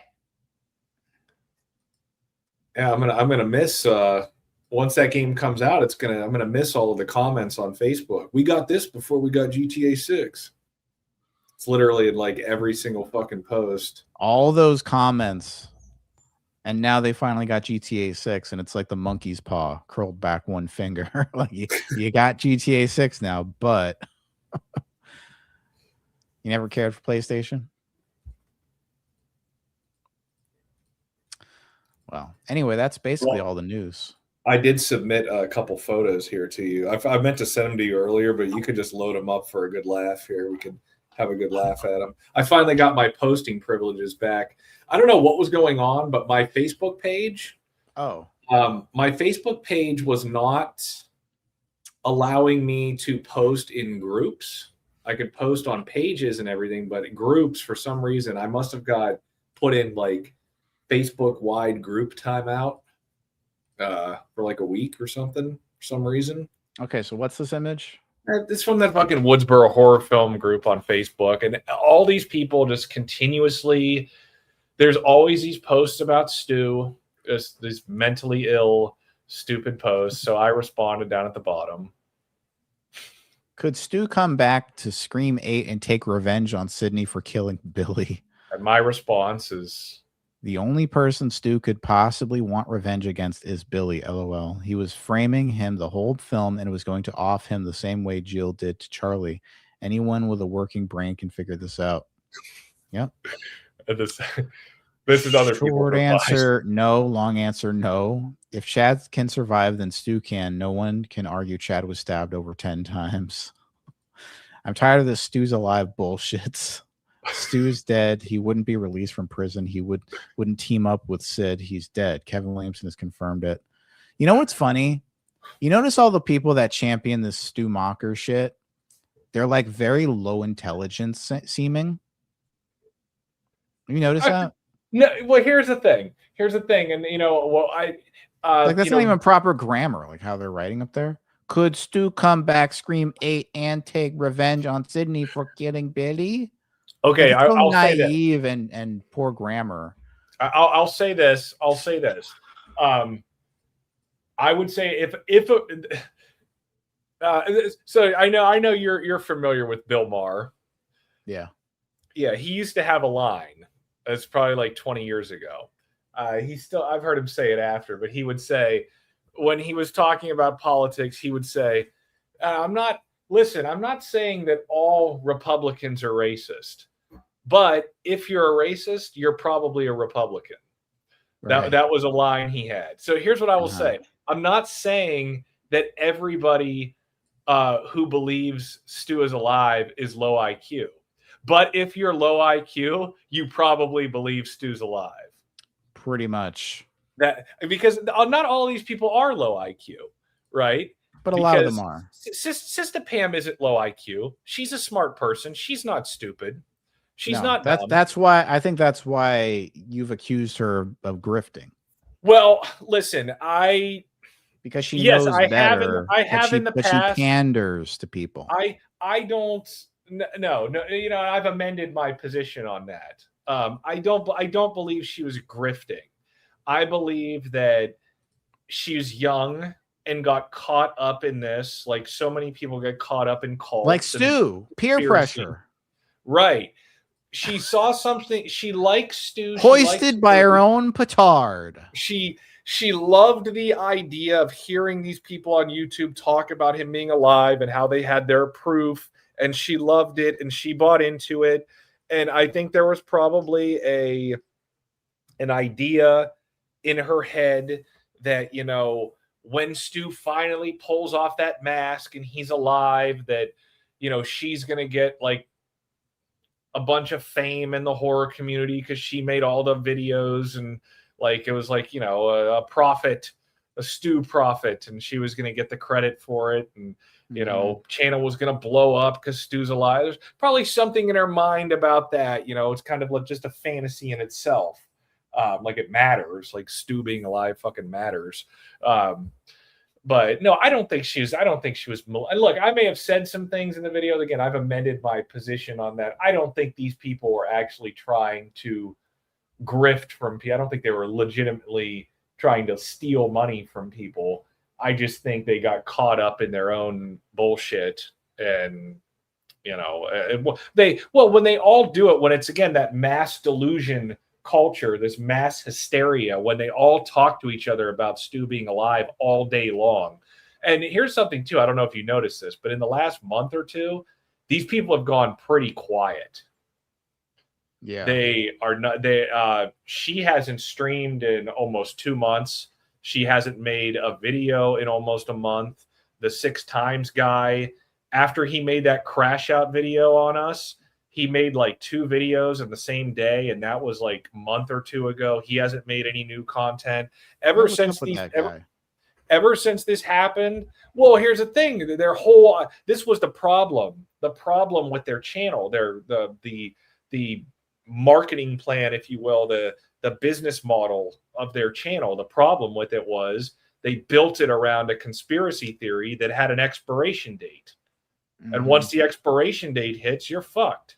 There's nothing that if you don't win, if you're not right, even if you are right, I don't know what was going to happen, even if they were right, because they already made the videos. Imagine if they were right and Stu was alive and then he got killed. They would riot. Well, they would have rioted if that happened. So you can't bring him back just to kill him off. You got to bring him back in like several movies and keep it going, right? Like he's Darth Vader. Well, they were making these pitches. They were saying in these videos that he needs to be the big bad.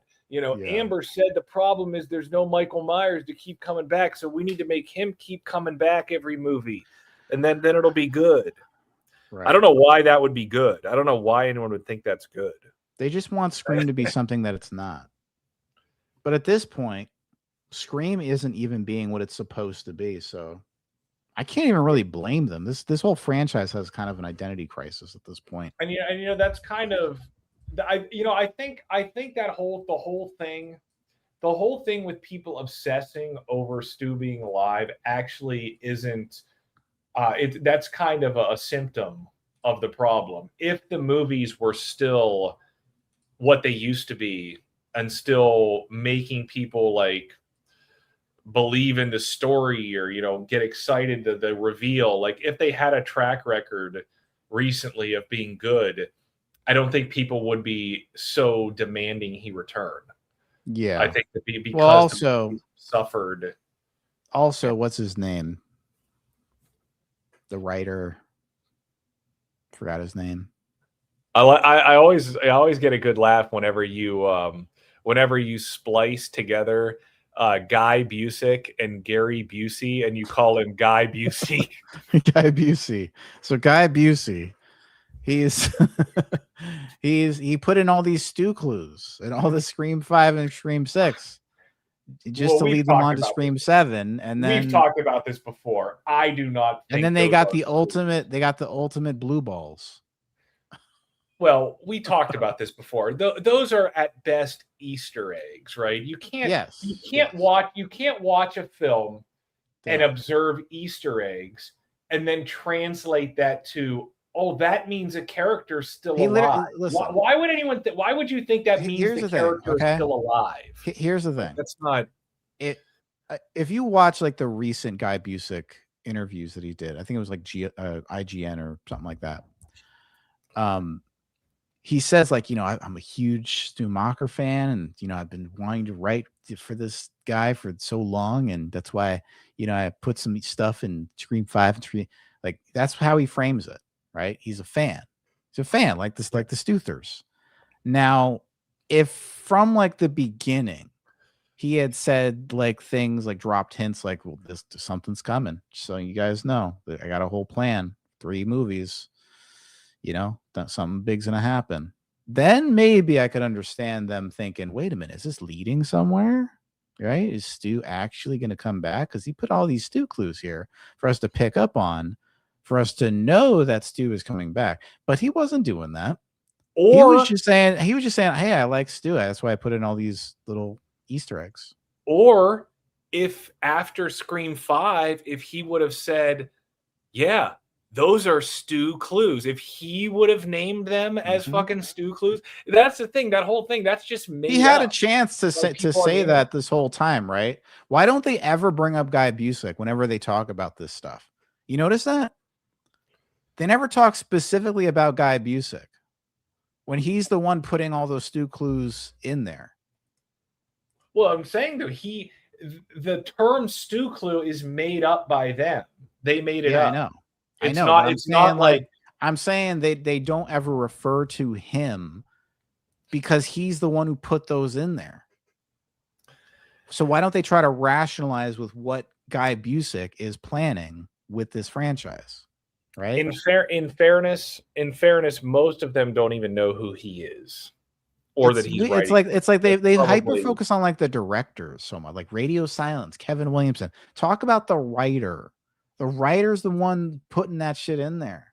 Literally, Guy Busick came to Kevin Williamson with the story idea, with the AI stuff already in there, before Kevin Williamson even approached Matthew Lillard at that party. He said it in that article with Esquire or whatever, right? He literally says this. So Guy Busick already had the story made before Matthew Lillard even got the part. Yeah. So if they're going to talk about anyone putting these things in here, talk about Guy Busick because he's the one doing it. And did he have a plan this whole time? I don't think so. I think he just put in stuff that he liked because he liked Stu Macher. He's admitted to liking Stu Macher, and that's it. That's the simplest explanation. We talked about this before. He's the one who made the decision, or somebody did. It wasn't Kevin Williamson. It was either him or Radio Silence to put the fucking picture from here. I'm gonna send it to you. Not that anyone Can you has take all this shit out of the fucking backstage give me area? one It's all cluttered and disgusting. Give me I a hate second. looking at it. Yeah. Such a whiny bitch. It's cluttered. Clean your room. Clean your room down there. It's disgusting. Hold on. Where's it at? There it is. Yeah, there. I'm cleaning out the shit. There. Yeah, someone made the choice to put this in the fucking film. Right. In writing. Like that's not a decision. That's not a decision made by someone who thinks he's alive and will come back. Right. Shouldn't there be like a question mark there? Oh, well, that's the thing. There's a question mark up in the top left by like where his mask is, right? But not on, and people say, well, there was a question mark, but no, it says he's dead. It's written right there. The question mark's not applicable to that. But no, I mean, if someone ever had a plan for him to be alive, they're not doing that. No. Like, and I will say that's one of the dumbest. That's actually one of the dumbest things. Here, I just threw another one on there because it wasn't just him. Now, right? They did like I've said before, everybody. If there was anything in Scream 5 or 6 that was like a legitimate like plot line that went nowhere, where they said like, yeah, there's been some recent sightings of someone who resembled Stu Macher. How could that be? He's dead. I don't know. And then they don't follow up on it until Scream 7. Then I would have given them something like, okay, it's okay to expect that at that point, right? Because they actually had a full plot line that they didn't follow up on. So now they have to answer the question, is Stu alive or not? But they didn't have any of that. It annoys me. It annoys me when they ignore this is ultimately like why I don't like this whole Stu's alive bullshit. It's when they intentionally or not intentionally just ignore the stuff that's actually in the movies, right? Because in order for them to say he's alive, they have to actually ignore this image. They have to ignore that that's in there. They have to, and again, like when the whole theory of the rich parents and the corrupt sheriff, right? The whole fucking thing with that. They have to ignore the fact that Sydney made that phone call from the closet, right? They're pretending she tried to call the cops from the Jeep and the cops ignored her, right? They're not accepting that didn't go through and then she had to make a call later. They have to ignore the actual shit that's in the film, right? And right here, these people, there's not as many, but there's still people saying, oh, you know, Jill might come back. Jill might still be alive. No, they fucking put that in writing too. Like, that's the thing. Honestly, they made a really dumb mistake. Even putting, I would not have done that. I would have never put this shit in writing like that. I think that's not a good, to box yourself in, to make it so that no future writer could ever decide to bring a character back like that is not a smart idea. I mean, listen, if we're being open-minded here, okay, technically a new writer could come in and be like, well, we thought she was dead, but you can't, though. You can't. But apparently they were just, that's an FBI monitored law enforcement board, right? They have the facts. That's not some. What I'm saying is this could have been something that a writer decided to write into the story later and say, well, they replaced her body with someone else, and you know, well, sure, you can do that. It was Jill, and you can do the that. Real Jill is living in like Cincinnati or something. You know what I mean? I'm saying they could write that in. You can, but you'd have to have. It wouldn't make any fucking sense. Yeah, you'd have to have no respect for yourself. Just like most of these stew clues don't make any fucking sense. But I'm saying they could write that if they wanted to. Well, listen, they could absolutely write that Stu's parents were rich and they paid off the cops and they swapped his body and he's been hiding somewhere for 30 years. They could absolutely do that. But man, is that stupid. And no respectable writer who like actually has a passion for writing and wants to be viewed by their peers as a good writer, nobody is going to do that. That's not good writing. Like that's the kind of stuff that these bird brains on YouTube who think they're good writers come up with. These theorists who say, oh, we have better ideas than the real writers. Steal some of our ideas. We have great ideas. I'm going to be honest. Your ideas are shit. I'm going to be honest. When I was first gearing up for Scream 7, putting out all those videos, I came up with some really good theories in some of my videos. Like I actually thought them out. And I was like actually going through like you know, I was really thinking them through and considering all the ways they could play out the plot, and it would be interesting is like a whodunit kind of investigation kind of way. And you know, I thought that would have been I had a lot of different ideas for that. And didn't just involve Stu Macher like at all. Like some of them did, but I think they come up with these theories out of like wish fulfillment, out of just they're fans, so they just want it to come true, and so they just come up with any kind of idea, and that's good to them, right?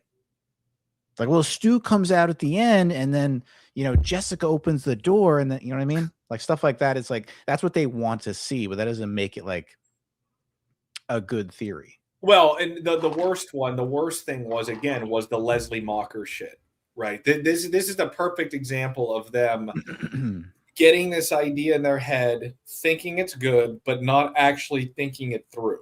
Again, Leslie Macher would have absolutely no motive to come after Sydney, right? Because her own stupid brother is the one who started all this shit, which ultimately led to her son getting killed. Her son getting killed is because of her own stupid brother. So why would she target Sydney? Doesn't make any sense, right? If you actually look at it, this person would have the least motive to ever come after Sydney. But in their mind, it's, oh, she's got to get revenge for Stu because Sydney killed Stu. Like Stu is a good guy. Like he's a good boy. And he was wronged by Sydney, and Leslie needs to avenge the dark angel who died, who should be alive still. And because Sydney's so bad, it ended up killing Leslie's son too. No, Stu doesn't need anyone getting revenge. It doesn't make sense. No, that there's a reason why they didn't do that, because no respectable writer, again, who examines all this is going to go, yeah, that makes sense for Leslie to come back and avenge. No, it doesn't. It just doesn't. It just doesn't. They all thought that for so long too. Well, and if you ask them now, they'll say, oh, that would have changed the movie. That would have made the movie so much better. It would all make sense. No, it would make less sense than the current version does. That But would they be don't see terrible. it that way. They don't see it that way. No. All right, let's wrap this up. Good talk about Scream and other horror movie shit. You have anything to promote? No. I was gonna. There was some when you asked the last stream we did when you mentioned an ideal scenario for Scream 8. I don't know how it would work now. It's kind of like when I did my ideas for Scream 7. The only thing that I really want to see that I feel like is hanging out there that doesn't make sense. I've talked about this before. Something that they need to square this somehow, some way. They're never going to, but they should. They need to square who that was outside of Tatum's house and then following the girls in the grocery store. They're never going to. They're never going to address that and come back to that because it wasn't Billy or Stu. There's no way. There's no way that the killers would be like following them dressed in costume in a grocery store because nothing came out of that, right? Doesn't make sense. Now, Wes Craven has said that those were just those images, the fucking ghost face hanging out in the woods and hanging out in the grocery store. Wes Craven said that that wasn't actually a real person, that was just supposed to be like a fit, like Sydney's paranoia manifested or something. That's the excuse Wes Craven made because he fucked up and put something really dumb in the movie that doesn't make a lot of sense. I would love to see them. That was one of my ideas for Scream 7 would be that somehow they would tell you who that actually was, that there was a reason why that person was doing that, right? That would be something they could do to finally make that make sense. They're never going to, but it's kind of a little black eye on the movie because it doesn't make any sense. It's like a weird like paranormal senseless thing with someone in a grocery store in that costume. But anyway. All right. Well, we will see y'all next time on Scareticulus. Hit the thumbs up, subscribe, all that good shit. I'm gonna exploit that membership, man. I got a membership now, and I'm just gonna go crazy with it. What kind of emojis do you got? Look through all my members only videos and streams, and just go through all of them. Tons of private, really, really terrible private shit on there that you want to check out. Look at this place. All right, y'all. Christmas. Have a good night, everyone. Bye.